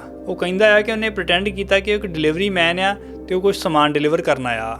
ਫਿਰ ਉਹ ਘਰ ਦੇ ਅੰਦਰ ਦੀਆਂ ਡਿਟੇਲਾਂ ਜਿਹੜੀਆਂ ਵਾ ਉਹ ਡਿਸਕ੍ਰਾਈਬ ਕਰਨੀਆਂ ਸ਼ੁਰੂ ਕਰਦਾ। ਉਹ ਕਹਿੰਦਾ ਵਾ ਕਿ ਇਹ ਇੱਕ ਡਬਲ ਸਟੋਰੀ ਘਰ ਸੀ ਤੇ ਘਰ ਅੰਦਰ ਵੜਦਿਆਂ ਹੀ ਸੱਜੇ ਬੰਨੇ ਪੌੜੀਆਂ ਸੀ ਜੋ ਘਰ ਦੀ ਉਤਲੀ ਮੰਜ਼ਿਲ ਤੇ ਜਾਂਦੀਆਂ ਸੀ। ਉਹ ਕਹਿੰਦਾ ਵਾ ਕਿ ਵਿਕਟਮ ਨੇ ਇੰਡੀਅਨ ਸਟਾਈਲ ਕੱਪੜੇ ਪਾਏ ਹੁੰਦੇ ਆ ਤੇ ਜਦੋਂ ਅੰਡਰਕਵਰ ਕਾਪ ਨੇ ਉਹਨੂੰ ਪੁੱਛਿਆ ਕਿ ਉਹਦੇ ਕੱਪੜੇ ਕਿਹੜੇ ਰੰਗ ਦੇ ਸੀ ਤੇ ਉਹ ਕਹਿੰਦਾ ਵਾ ਕਿ ਉਹ ਰੰਗ ਬਰੰਗੇ ਕੱਪੜੇ ਸੀ, ਉਹ 'ਚ ਕਈ ਤਰ੍ਹਾਂ ਦੇ ਰੰਗ ਸੀ। ਤੇ ਫਿਰ ਅੰਡਰਕਵਰ ਕਾਪ ਉਹਨੂੰ ਪੁੱਛਦਾ ਵਾ ਕਿ ਕੀ ਤੂੰ ਇਸ ਜਨਾਨੀ ਨਾਲ ਕੋਈ ਗੱਲ ਕੀਤੀ ਸੀ ਪਹਿਲਾਂ ਉਹਨੂੰ ਮਾਰਨ ਤੋਂ। ਉਹ ਕਹਿੰਦਾ ਵਾ ਕਿ ਨਹੀਂ, ਉਹਨੂੰ ਗੱਲ ਕਰਨ ਦਾ ਚਾਂਸ ਹੀ ਨਹੀਂ ਮਿਲਿਆ। ਉਹ ਕਹਿੰਦਾ ਵਾ ਕਿ ਜਿਵੇਂ ਹੀ ਘਰ ਦਾ ਦਰਵਾਜ਼ਾ ਖੁੱਲਿਆ ਉਹਨੇ ਇਸ ਜਨਾਨੀ ਉੱਤੇ ਅਟੈਕ ਕਰਤਾ। ਤੇ ਫਿਰ ਅੰਡਰਕਵਰ ਕਾਪ ਉਹਨੂੰ ਰਿਕੁਐਸਟ ਕਰਦਾ ਵਾ ਕਿ ਤੂੰ ਮੈਨੂੰ ਇਸ ਚਾਕੂ ਦੀ ਜਿਹੜਾ ਤੂੰ ਵਰਤਿਆ ਇਸ ਹਮਲੇ ਦੇ ਵਿੱਚ ਉਹਦੀ ਫੋਟੋ ਬਣਾ ਕੇ ਦੇ। ਤੇ ਫਿਰ ਬਾਰਾਨਕ ਉਸ ਚਾਕੂ ਦੀ ਫੋਟੋ ਬਣਾ ਕੇ ਪੁਲਿਸ ਵਾਲੇ ਨੂੰ ਵਿਖਾਉਂਦਾ ਆ। ਬਾਰਾਨਕ ਕਹਿੰਦਾ ਆ ਕਿ ਉਹ ਇਸ ਜਨਾਨੀ ਨੂੰ ਮਾਰਨ ਵਿੱਚ ਇੰਨਾ ਬਿਜ਼ੀ ਸੀ ਕਿ ਉਹਨੇ ਇਹ ਗੱਲ ਨੋਟ ਹੀ ਨਹੀਂ ਕੀਤੀ ਕਿ ਪੌੜੀਆਂ ਵਿੱਚ ਖੜੇ 2 ਨਿਆਣੇ ਉਹਦੇ ਵੱਲ ਵੇਖਣ ਡੇ ਹੁੰਦੇ ਆ। ਤੇ ਕਹਿੰਦਾ ਵਾ ਕਿ ਜਦੋਂ ਉਹਨੇ ਨਿਆਣਿਆਂ ਨੂੰ ਵੇਖਿਆ ਤੇ ਉਹ ਇੱਕਦਮ ਸ਼ੌਕ ਹੋ ਜਾਂਦਾ ਵਾ, ਜਿਸ ਕਰਕੇ ਉਹਨੇ ਨਿਆਣਿਆਂ ਨੂੰ ਦਬਕਾ ਮਾਰਿਆ ਤੇ ਨਿਆਣੇ ਉੱਪਰਲੀ ਮੰਜ਼ਿਲ ਤੇ ਭੱਜ ਗਏ। ਫਿਰ ਕਹਿੰਦਾ ਵਾ ਕਿ ਤਨਪ੍ਰੀਤ ਨੇ ਉਹਨੂੰ ਘਰੋਂ ਕੁਝ ਸਮਾਨ ਚੋਰੀ ਕਰਨ ਲਈ ਕਿਹਾ ਸੀ ਤਾਂ ਕਿ ਇਹ ਸ਼ੋਅ ਕੀਤਾ ਜਾ ਸਕੇ ਕਿ ਇਹ ਚੋਰੀ ਚਕਾਰੀ ਦਾ ਮਾਮਲਾ ਸੀ ਜਿਹਦੇ ਵਿੱਚ ਗਲਤੀ ਨਾਲ ਇੱਕ ਮਰਡਰ ਹੋ ਗਿਆ। ਤੇ ਉਹ ਕਹਿੰਦਾ ਵਾ ਕਿ ਉਹ ਬੱਚਿਆਂ ਨੂੰ ਵੇਖ ਕੇ ਥੋੜਾ ਡਰ ਜਾਂਦਾ ਵਾ ਕਿ ਉਹ ਕਿਤੇ ਉਹਨੂੰ ਪਛਾਣ ਨਾ ਲੈਣ ਬਾਅਦ ਵਿੱਚ, ਜਿਸ ਕਰਕੇ ਉਹ ਉੱਥੋਂ ਕੋਈ ਵੀ ਸਮਾਨ ਚੋਰੀ ਨਹੀਂ ਕਰਦਾ ਤੇ ਖਾਲੀ ਹੱਥ ਭੱਜ ਜਾਂਦਾ ਆ। ਤੇ ਜਾਂਦਾ ਜਾਂਦਾ ਉਹ ਘਰ ਦਾ ਦਰਵਾਜ਼ਾ ਲੌਕ ਕਰ ਜਾਂਦਾ ਆ ਤੇ ਉਹ ਇਹ ਵੀ ਦੱਸਦਾ ਵਾ ਕਿ ਘਰ ਦਾ ਦਰਵਾਜ਼ਾ ਅੰਦਰਲੀ ਸਾਈਡ ਤੋਂ ਲੌਕ ਹੁੰਦਾ ਸੀ ਤੇ ਬਾਹਰੋਂ ਢੋਕੇ ਬੰਦ ਹੋ ਜਾਂਦਾ ਸੀ। ਤੇ ਫਿਰ ਉਹ ਕਹਿੰਦਾ ਵਾ ਕਿ ਘਰੋਂ ਕਤਲ ਕਰਕੇ ਜਦੋਂ ਨਿਕਲਦਾ ਆ ਤੇ ਉਸੇ ਵੇਲੇ ਇੱਕ ਡਿਸਪੋਜ਼ੇਬਲ ਫੋਨ ਤੋਂ ਇੰਡੀਆ ਵਿੱਚ ਬੈਠੀ ਤਨਪ੍ਰੀਤ ਅਟਵਾਲ ਨੂੰ ਫੋਨ ਕਰਕੇ ਦੱਸਦਾ ਆ ਤੇ ਇਹ ਡਿਸਪੋਜ਼ੇਬਲ ਫੋਨ ਵੀ ਉਹਨੂੰ ਤਨਪ੍ਰੀਤ ਅਟਵਾਲ ਨੇ ਹੀ ਲੈ ਕੇ ਦਿੱਤਾ ਹੁੰਦਾ ਆ। ਤੇ ਫਿਰ ਕਤਲ ਤੋਂ ਬਾਅਦ ਉਹ ਕਤਲ ਵਿੱਚ ਵਰਤਿਆ ਗਿਆ ਚਾਕੂ ਫਰੇਜ਼ਰ ਰਿਵਰ ਦੇ ਵਿੱਚ ਸੁੱਟ ਦਿੰਦਾ ਵਾ ਤੇ 12:15 ਵਜੇ ਆਪਣੇ ਕੰਮ ਤੇ ਵਾਪਸ ਆ ਜਾਂਦਾ ਆ। ਤੇ ਉਹ ਕਹਿੰਦਾ ਵਾ ਕਿ ਉਹਨੂੰ ਨਿਊਜ਼ਪੇਪਰ ਵਿੱਚੋਂ ਪਤਾ ਲੱਗਾ ਕਿ ਵਿਕਟਮ ਤੇ ਉਹਦਾ ਘਰ ਵਾਲਾ ਇੱਕ ਬਲੂਬੈਰੀ ਦਾ ਫਾਰਮ ਚਲਾਉਂਦੇ ਸੀ। ਹੁਣ ਇਹਨੇ ਡਿਟੇਲ ਵਿੱਚ ਦਿੱਤੇ ਗਏ ਬਿਆਨ ਤੋਂ ਬਾਅਦ ਇਸ ਅੰਡਰਕਵਰ ਆਪਰੇਸ਼ਨ ਦਾ ਸਾਰਾ ਫੋਕਸ ਜਿਹੜਾ ਵਾ ਉਹ ਸ਼ਿਫਟ ਹੋ ਜਾਂਦਾ ਆ ਤੇ ਅੰਡਰਕਵਰ ਪੁਲਿਸ ਵਾਲੇ ਇਹ ਸਾਰੀ ਇਨਫੋਰਮੇਸ਼ਨ ਲੈ ਕੇ ਪੁਲਿਸ ਸਟੇਸ਼ਨ ਜਾਂਦੇ ਆ ਤੇ ਸਰੀ ਦੇ ਹੋਮਿਸਾਈਡ ਡਿਪਾਰਟਮੈਂਟ ਦੇ ਨਾਲ ਕੰਟੈਕਟ ਕਰਦੇ ਆ। ਤੇ ਜਦੋਂ ਹੋਮਿਸਾਈਡ ਡਿਪਾਰਟਮੈਂਟ ਵਾਲਿਆਂ ਵੱਲੋਂ ਅਮਨਪ੍ਰੀਤ ਕੌਰ ਦੇ ਕਤਲ ਦੀਆਂ ਡਿਟੇਲਾਂ ਕੱਢੀਆਂ ਜਾਂਦੀਆਂ ਵਾ ਤੇ ਇਹ ਡਿਟੇਲਾਂ ਬਾਰਾਨਕ ਵੱਲੋਂ ਦਿੱਤੀਆਂ ਡਿਟੇਲਾਂ ਨਾਲ ਬਹੁਤ ਕਲੋਜ਼ਲੀ ਮੈਚ ਕਰਦੀਆਂ ਸੀ। ਤੇ ਇਹਨਾਂ ਡਿਟੇਲਾਂ ਵਿੱਚ ਹੀ ਕੁਝ ਇਦਾਂ ਦੀਆਂ ਚੀਜ਼ਾਂ ਸੀ ਜੋ ਆਮ ਤੌਰ ਤੇ ਲੋਕਾਂ ਨੂੰ ਨਹੀਂ ਦੱਸੀਆਂ ਗਈਆਂ ਮੀਡੀਆ ਦੇ ਥਰੂ, ਤੇ ਇਹੀ ਚੀਜ਼ ਪ੍ਰੂਵ ਕਰਦੀ ਆ ਕਿ ਬਾਰਾਨਕ ਨੇ ਹੀ ਇਹ ਕਤਲ ਕੀਤਾ। ਪਰ ਪੁਲਿਸ ਹਲੇ ਇਸ ਅੰਡਰਕਵਰ ਆਪਰੇਸ਼ਨ ਨੂੰ ਖਤਮ ਕਰਨ ਨੂੰ ਤਿਆਰ ਨਹੀਂ ਸੀ ਕਿਉਂਕਿ ਹਲੇ 2 ਹੋਰ ਇਨਸਾਨ ਇਦਾਂ ਦੇ ਹੀ ਜੋ ਫੜੇ ਜਾਣੇ ਬਾਕੀ ਸੀ। ਤੇ ਇਨਵੈਸਟੀਗੇਟਰ ਦੁਬਾਰਾ ਆਪਣੇ ਡਿਪਾਰਟਮੈਂਟ ਵਿੱਚ ਇਹਨਾਂ 2 ਨਵੇਂ ਲੋਕਾਂ ਨੂੰ ਇਨਵੈਸਟੀਗੇਟ ਕਰਨ ਦੇ ਲਈ ਅਪਰੂਵਲ ਮੰਗਦਾ ਆ। ਫਿਰ ਅੰਡਰਕਵਰ ਕਾਪ ਦੁਬਾਰਾ ਜਾ ਕੇ ਬਾਰਾਨਕ ਨੂੰ ਮਿਲਦਾ ਆ ਤੇ ਉਹ ਕਹਿੰਦਾ ਆ ਕਿ ਉਹ ਤਨਪ੍ਰੀਤ ਅਟਵਾਲ ਤੇ ਉਸ ਵਿਕਟਮ ਦੇ ਘਰ ਵਾਲੇ ਬਲਜਿੰਦਰ ਸਿੰਘ ਨੂੰ ਵੀ ਮਿਲਣਾ ਚਾਹੁੰਦਾ ਆ ਕਿਉਂਕਿ ਇਹ ਕ੍ਰਿਮੀਨਲ ਆਰਗੇਨਾਈਜੇਸ਼ਨ ਨੂੰ ਹੁਣ ਖਤਰਾ ਪੈਦਾ ਹੋ ਚੁੱਕਿਆ ਵਾ ਕਿ ਕਿਤੇ ਇਹ 2 ਲੋਕ ਕਿਸੇ ਨੂੰ ਤੇਰੇ ਬਾਰੇ ਨਾ ਦੱਸ ਦੇਣ। ਹੁਣ ਮੈਂ ਪਹਿਲਾਂ ਗੱਲ ਕੀਤੀ ਕਿ ਬਾਰਾਨਕ ਨੇ ਤਨਪ੍ਰੀਤ ਨੂੰ ਇਹ ਨਹੀਂ ਦੱਸਿਆ ਹੁੰਦਾ ਕਿ ਕਤਲ ਉਹਨੇ ਆਪ ਕੀਤਾ। ਉਹਨੇ ਦੱਸਿਆ ਹੁੰਦਾ ਵਾ ਕਿ ਟੋਰਾਂਟੋ ਤੋਂ ਕਿਸੇ ਬੰਦੇ ਨੂੰ ਉਹਨੇ ਆਰਗੇਨਾਈਜ਼ ਕੀਤਾ ਸੀ ਇਸ ਕਤਲ ਨੂੰ ਅੰਜਾਮ ਦੇਣ ਦੇ ਲਈ। ਤੇ ਇਹ ਅੰਡਰਕਵਰ ਕਾਪ ਟੋਰਾਂਟੋ ਤੋਂ ਹਾਇਰ ਕੀਤਾ ਗਿਆ ਕਿਲਰ ਬਣ ਕੇ ਬਾਰਾਨੈਕ ਨਾਲ ਤਨਪ੍ਰੀਤ ਅਟਵਾਲ ਤੇ ਅਮਨਪ੍ਰੀਤ ਦੇ ਘਰ ਵਾਲੇ ਬਲਜਿੰਦਰ ਸਿੰਘ ਨੂੰ ਮਿਲਣ ਲਈ ਜਾਂਦਾ ਆ। ਇਸ ਤੋਂ ਬਾਅਦ ਅੰਡਰਕਵਰ ਕਾਪ ਦੀ ਤੇ ਬਾਰਾਨੈਕ ਦੀ ਮੁਲਾਕਾਤ ਹੁੰਦੀ ਆ ਤਨਪ੍ਰੀਤ ਅਟਵਾਲ ਤੇ ਬਲਜਿੰਦਰ ਸਿੰਘ ਦੇ ਨਾਲ, ਤੇ ਇਹ ਮੁਲਾਕਾਤ ਦੀ ਜਗ੍ਹਾ ਹੁੰਦੀ ਆ ਬਲਜਿੰਦਰ ਸਿੰਘ ਦਾ ਬੈਰੀ ਫਾਰਮ। ਇੱਥੇ ਅੰਡਰਕਵਰ ਕਾਪ ਤਨਪ੍ਰੀਤ ਅਟਵਾਲ ਤੇ ਬਲਜਿੰਦਰ ਸਿੰਘ ਦੋਵਾਂ ਨੂੰ ਦੁਬਾਰਾ ਉਹੀ ਸਵਾਲ ਪੁੱਛਦਾ ਵਾ ਕਿ ਕੀ ਇਸ ਕਤਲ ਬਾਰੇ ਤੁਹਾਡੇ ਤੋਂ ਇਲਾਵਾ ਕਿਸੇ ਹੋਰ ਨੂੰ ਪਤਾ ਆ? ਤੇ ਤਨਪ੍ਰੀਤ ਅਟਵਾਲ ਤੇ ਬਲਜਿੰਦਰ ਸਿੰਘ ਕਹਿੰਦੇ ਆ ਕਿ ਨਹੀਂ, ਇਸ ਕਤਲ ਬਾਰੇ ਹੋਰ ਕੋਈ ਨਹੀਂ ਜਾਣਦਾ, ਸਿਰਫ ਉਹੀ 3-4 ਜਾਣੇ ਆ ਜੋ ਇਸ ਕਤਲ ਬਾਰੇ ਜਾਣਦੇ ਆ। ਤੇ ਅੰਡਰਕਵਰ ਕਾਪ ਤਨਪ੍ਰੀਤ ਅਟਵਾਲ ਤੇ ਬਲਜਿੰਦਰ ਸਿੰਘ ਨੂੰ ਇਦਾਂ ਸ਼ੋਅ ਕਰਦਾ ਵਾ ਕਿ ਉਹ ਉਹਨਾਂ ਦੀ ਅਸਲ ਵਿੱਚ ਹੈਲਪ ਕਰਨ ਆਇਆ ਵਾ, ਤੇ ਜੇ ਕੋਈ ਇਦਾਂ ਦਾ ਹੋਰ ਬੰਦਾ ਹੈਗਾ ਵਾ ਜੋ ਇਸ ਕਤਲ ਬਾਰੇ ਜਾਣਦਾ ਵਾ ਤੇ ਉਹ ਉਹਨੂੰ ਠਿਕਾਣੇ ਲਾਉਣ ਵਿੱਚ ਹੈਲਪ ਕਰ ਸਕਦਾ ਆ। ਪਰ ਬਲਜਿੰਦਰ ਸਿੰਘ ਤੇ ਤਨਪ੍ਰੀਤ ਅਟਵਾਲ ਇਸ ਗੱਲ ਤੇ ਅੜੇ ਰਹਿੰਦੇ ਆ ਕਿ ਇਸ ਕਤਲ ਬਾਰੇ ਕਿਸੇ ਵੀ ਚੌਥੇ ਬੰਦੇ ਨੂੰ ਨਹੀਂ ਪਤਾ। ਫਿਰ ਇਸ ਮੀਟਿੰਗ ਤੋਂ ਬਾਅਦ ਪੁਲਿਸ ਵਾਲੇ ਤਨਪ੍ਰੀਤ ਅਟਵਾਲ ਤੇ ਬਲਜਿੰਦਰ ਸਿੰਘ ਮਗਰ ਵੀ ਅੰਡਰਕਵਰ ਕਾਪ ਲਾ ਦਿੰਦੇ ਆ, ਇਹ ਨਜ਼ਰ ਰੱਖਣ ਲਈ ਵੀ ਇਹ ਦੋਵੇਂ ਹੁਣ ਕੀ ਕਰਦੇ ਆ। ਤੇ ਇਸ ਮੀਟਿੰਗ ਤੋਂ ਇੱਕ ਦਿਨ ਬਾਅਦ ਪੁਲਿਸ ਵਾਲੇ ਨੋਟ ਕਰਦੇ ਆ ਕਿ ਤਨਪ੍ਰੀਤ ਅਟਵਾਲ ਤੇ ਬਲਜਿੰਦਰ ਸਿੰਘ ਦੁਬਾਰਾ ਇੱਕ ਕੈਫੇ ਵਿੱਚ ਮਿਲਦੇ ਆ, ਜਿੱਥੇ ਇਹ ਦੋਵੇਂ ਇਸੇ ਮੀਟਿੰਗ ਨੂੰ ਡਿਸਕਸ ਕਰਦੇ ਆ। ਫਿਰ ਪੁਲਿਸ ਵਾਲਿਆਂ ਵੱਲੋਂ ਜਿਹੜੇ 2 ਕਤਲ ਓਨਟਾਰੀਓ ਵਿੱਚ ਕੀਤੇ ਗਏ ਸੀ ਬਾਰਾਨੈਕ ਵੱਲੋਂ, ਉਹਨਾਂ ਨੂੰ ਇਨਵੈਸਟੀਗੇਟ ਕਰਨਾ ਸ਼ੁਰੂ ਕਰਦੇ ਆ, ਪਰ ਉਹਨਾਂ ਨੂੰ ਕੋਈ ਵੀ ਇਦਾਂ ਦਾ ਸਬੂਤ ਨਹੀਂ ਮਿਲਦਾ ਜੋ ਇਹ ਦੱਸੇ ਕਿ ਬਾਰਾਨੈਕ ਨੇ ਉਹ ਕਤਲ ਕੀਤੇ ਹੋ ਸਕਦੇ ਆ। ਜਿਸ ਤੋਂ ਬਾਅਦ ਅੰਡਰਕਵਰ ਕਾਪ ਜਾ ਕੇ ਬਾਰਾਨੈਕ ਨੂੰ ਦੁਬਾਰਾ ਮਿਲਦਾ ਵਾ ਤੇ ਉਹਨੂੰ ਪੁੱਛਦਾ ਵਾ ਕਿ ਤੂੰ ਉਹ ਕਤਲ ਕੀਤੇ ਵੀ ਆ ਕਿ ਨਹੀਂ, ਸੱਚ ਦੱਸ। ਤੇ ਇਸ ਟਾਈਮ ਤੇ ਅੰਡਰਕਵਰ ਕਾਪ ਐਜ਼ ਅ ਗੈਂਗ ਮੈਂਬਰ ਥੋੜਾ ਅਗਰੈਸਿਵ ਹੋ ਕੇ ਉਹਨੂੰ ਇਹ ਸਵਾਲ ਪੁੱਛਦਾ ਆ, ਤੇ ਬਾਰਾਨੈਕ ਥੋੜਾ ਡਰ ਜਾਂਦਾ ਵਾ ਤੇ ਉਹ ਕਹਿੰਦਾ ਵਾ ਕਿ ਨਹੀਂ, ਉਹ ਕਤਲ ਉਹਨੇ ਨਹੀਂ ਕੀਤੇ, ਕਿਸੇ ਹੋਰ ਬੰਦੇ ਨੇ ਕੀਤੇ ਸੀ ਤੇ ਉਹ ਸਿਰਫ ਉੱਥੇ ਇੱਕ ਬੈਕਅਪ ਦੀ ਤਰ੍ਹਾਂ ਖੜਾ ਸੀ। ਫਿਰ ਅੰਡਰਕਵਰ ਕਾਪ ਨੂੰ ਦੁਬਾਰਾ ਕਹਿੰਦਾ ਵਾ ਕਿ ਤੂੰ ਮਰਡਰ ਬਾਰੇ ਝੂਠ ਨਾ ਹੀ ਬੋਲੇ, ਸਾਡੀ ਗੈਂਗ ਦੇ ਨਾਲ ਤੇ ਤੇਰੇ ਲਈ ਚੰਗਾ ਹੋਊਗਾ, ਤੇ ਦੱਸ ਕੇ ਤੂੰ ਉਹ ਜਨਾਨੀ ਜੋ ਕਤਲ ਕੀਤੀ ਉਹ ਵੀ ਸੱਚ ਆ ਕਿ ਝੂਠ ਆ। ਉਹ ਕਹਿੰਦਾ ਵਾ ਕਿ ਨਹੀਂ, ਜਿਹੜੀ ਜਨਾਨੀ ਦਾ ਕਤਲ ਹੋਇਆ ਵਾ ਤੇ ਜਿਹੜਾ ਕੇਟਲਿਨ ਨੋਬਲ ਦਾ ਕਤਲ ਆ, ਇਹ 2 ਕਤਲ ਕਹਿੰਦਾ ਮੈਂ ਜ਼ਰੂਰ ਕੀਤੇ ਆ। ਫਿਰ ਕੁਝ ਦਿਨਾਂ ਬਾਅਦ ਅੰਡਰਕਵਰ ਪੁਲਿਸ ਆਫੀਸਰ ਬਲਜਿੰਦਰ ਸਿੰਘ ਨੂੰ ਡਾਇਰੈਕਟ ਫੋਨ ਕਰਦਾ ਵਾ ਸਿੱਧੀ ਮੀਟਿੰਗ ਦੇ ਲਈ, ਤੇ ਇਸ ਮੀਟਿੰਗ ਦੇ ਨਾ ਹੀ ਬਾਰਾਨੈਕ ਤੇ ਨਾ ਹੀ ਤਨਪ੍ਰੀਤ ਅਟਵਾਲ ਉੱਥੇ ਹੁੰਦੀ ਆ। ਤੇ ਇਹ ਅੰਡਰਕਵਰ ਕਾਪ ਦੁਬਾਰਾ ਬਲਜਿੰਦਰ ਸਿੰਘ ਨੂੰ ਪੁੱਛਦਾ ਵਾ ਕਿ ਤੇਰਾ ਮੋਟਿਵ ਕੀ ਸੀ ਇਸ ਕਤਲ ਦੇ ਪਿੱਛੇ। ਉਹ ਕਹਿੰਦਾ ਵਾ ਕਿ ਉਹਨਾਂ ਦੀ ਫੈਮਿਲੀ ਦੇ ਕੁਝ ਇਸ਼ੂ ਚੱਲਦੇ ਸੀ, ਜਿਸ ਕਰਕੇ ਉਹਨੇ ਆਪਣੀ ਘਰਵਾਲੀ ਨੂੰ ਮਰਵਾਉਣ ਦਾ ਫੈਸਲਾ ਕੀਤਾ। ਤੇ ਉਹ ਕਹਿੰਦਾ ਵਾ ਕਿ ਤਨਪ੍ਰੀਤ ਅਟਵਾਲ ਨੇ ਹੀ ਸਾਰਾ ਕੁਝ ਪਲਾਨ ਕੀਤਾ ਤੇ ਇਸ ਬੰਦੇ ਨੂੰ ਅਮਨਪ੍ਰੀਤ ਨੂੰ ਮਾਰਨ ਦੇ ਲਈ ਅਰੇਂਜ ਕੀਤਾ ਤੇ ਪੈਸੇ ਵੀ ਉਹਨੇ ਦਿੱਤੇ। ਤੇ ਉਹ ਕਹਿੰਦਾ ਵਾ ਕਿ ਮੈਂ $1 ਵੀ ਆਪਣੀ ਜੇਬ ਵਿੱਚੋਂ ਨਹੀਂ ਖਰਚਿਆ। ਤੇ ਬਲਜਿੰਦਰ ਸਿੰਘ ਇਹ ਵੀ ਕਹਿੰਦਾ ਵਾ ਕਿ ਇਹ ਕੰਮ ਕਰਨਾ ਜ਼ਰੂਰੀ ਹੀ ਕਿਉਂਕਿ ਹੋਰ ਕੋਈ ਵੀ ਸੋਲੂਸ਼ਨ ਉਹਦੇ ਕੋਲ ਨਹੀਂ ਹੀ ਹੈਗਾ। ਫਿਰ ਬਲਜਿੰਦਰ ਸਿੰਘ ਦੱਸਦਾ ਵਾ ਕਿ ਉਸ ਦਿਨ ਸਵੇਰੇ ਜਦੋਂ ਉਹ ਘਰੋਂ ਨਿਕਲਿਆ ਤੇ ਉਹ ਅਮਨਪ੍ਰੀਤ ਨੂੰ ਕਹਿੰਦਾ ਵਾ ਕਿ ਕਿਸੇ ਨੇ ਕੋਈ ਗੈਸ ਵਗੈਰਾ ਚੈੱਕ ਕਰਨ ਆਉਣਾ ਵਾ ਘਰੇ, ਤੇ ਜਦੋਂ ਕੋਈ ਬੰਦਾ ਆਊਗਾ ਤੇ ਦਰਵਾਜ਼ਾ ਖੋਲ੍ਹ ਦੀ। ਤੇ ਕਹਿੰਦਾ ਕਿ ਇਸ ਤੋਂ ਬਾਅਦ ਮੈਂ ਗੁਰਦੁਆਰੇ ਚਲਾ ਗਿਆ। ਤੇ ਇਸ ਤੋਂ ਬਾਅਦ ਜਦੋਂ ਬਲਜਿੰਦਰ ਸਿੰਘ ਦੇ ਮਾਂ-ਪਿਓ ਆਪਣੀ ਮੈਡੀਕਲ ਅਪਾਇੰਟਮੈਂਟ ਲਈ ਗਏ, ਉਦੋਂ ਬਲਜਿੰਦਰ ਸਿੰਘ ਨੇ ਇੰਡੀਆ ਬੈਠੀ ਤਨਪ੍ਰੀਤ ਅਟਵਾਲ ਨੂੰ ਫੋਨ ਕੀਤਾ ਇਹ ਦੱਸਣ ਲਈ ਕਿ ਹੁਣ ਅਮਨਪ੍ਰੀਤ ਨੂੰ ਮਾਰਨ ਦੇ ਲਈ ਘਰ ਜਾਇਆ ਜਾ ਸਕਦਾ ਆ। ਹੁਣ ਪੁਲਿਸ ਕੋਲ ਇਨਫ ਐਵੀਡੈਂਸ ਇਕੱਠੇ ਹੋ ਚੁੱਕੇ ਸੀ ਤੇ 21 ਜਨਵਰੀ 2011 ਨੂੰ ਬਾਰਾਨੈਕ, ਤਨਪ੍ਰੀਤ ਅਟਵਾਲ ਤੇ ਬਲਜਿੰਦਰ ਸਿੰਘ ਨੂੰ ਅਰੈਸਟ ਕਰ ਲਿਆ ਜਾਂਦਾ। ਤੇ 22 ਜਨਵਰੀ 2011 ਵਿੱਚ ਬਲਜਿੰਦਰ ਸਿੰਘ ਕੋਲੋਂ ਥਾਣੇ ਵਿੱਚ ਪੁੱਛਤਾਛ ਕੀਤੀ ਜਾਂਦੀ ਆ ਤੇ ਪੁੱਛਤਾਛ ਕਰਨ ਵਾਲਾ ਹੁੰਦਾ ਵਾ ਸਟਾਫ ਸਰਜੈਂਟ ਬਲਤੇਜ ਢਿੱਲੋਂ। ਸ਼ੁਰੂਆਤ ਵਿੱਚ ਬਲਜਿੰਦਰ ਸਿੰਘ ਹਰ ਇੱਕ ਗੱਲ ਤੋਂ ਮੁੱਕਰ ਜਾਂਦਾ ਆ ਕਿ ਉਹਨੇ ਆਪਣੀ ਘਰਵਾਲੀ ਦਾ ਮਰਡਰ ਨਹੀਂ ਕਰਾਇਆ, ਪਰ ਫਿਰ ਸਟਾਫ ਸਰਜੈਂਟ ਉਹਦੇ ਸਾਹਮਣੇ ਉਹ ਸਾਰੀਆਂ ਰਿਕਾਰਡਿੰਗਾਂ ਪਲੇ ਕਰਦਾ ਵਾ ਜੋ ਉਹਨੇ ਅੰਡਰਕਵਰ ਕਾਪ ਦੇ ਨਾਲ ਕਨਵਰਸੇਸ਼ਨ ਕੀਤੀ ਹੁੰਦੀ ਆ। ਤੇ ਇਹ ਰਿਕਾਰਡਿੰਗ ਸੁਣਨ ਤੋਂ ਬਾਅਦ ਬਲਜਿੰਦਰ ਸਿੰਘ ਆਪਣੇ ਸਾਰੇ ਗੁਨਾਹ ਮੰਨ ਜਾਂਦਾ ਆ ਤੇ ਕਹਿੰਦਾ ਵਾ ਕਿ ਹਾਂ, ਉਹਨੇ ਹੀ ਆਪਣੀ ਘਰਵਾਲੀ ਨੂੰ ਮਰਵਾਇਆ। ਜਿਸ ਤੋਂ ਬਾਅਦ ਉੱਥੇ ਬੈਠਾ ਉਸੇ ਪੁਲਿਸ ਵਾਲੇ ਕੋਲੋਂ ਸੌਰੀ ਮੰਗਣ ਲੱਗ ਪੈਂਦਾ ਤੇ ਪੁਲਿਸ ਵਾਲਾ ਉਹਨੂੰ ਅੱਗੋਂ ਕਹਿੰਦਾ ਵਾ ਕਿ ਮੇਰੇ ਕੋਲੋਂ ਸੌਰੀ ਮੰਗਣ ਦਾ ਕੋਈ ਫਾਇਦਾ ਨਹੀਂ ਆ, ਕਿਉਂਕਿ ਜਿਹੜਾ ਕੰਮ ਤੂੰ ਕੀਤਾ ਆ ਉਹਦੇ ਵਿੱਚ ਤੂੰ ਆਪਣੇ ਬੱਚਿਆਂ ਬਾਰੇ ਵੀ ਨਹੀਂ ਸੋਚਿਆ ਕਿ ਤੇਰੇ ਬੱਚੇ ਵੀ ਉਸ ਟਾਈਮ ਤੇ ਘਰ ਵਿੱਚ ਹੀ ਤੇ ਉਹਨਾਂ ਨੂੰ ਵੀ ਨੁਕਸਾਨ ਪਹੁੰਚ ਸਕਦਾ ਸੀ।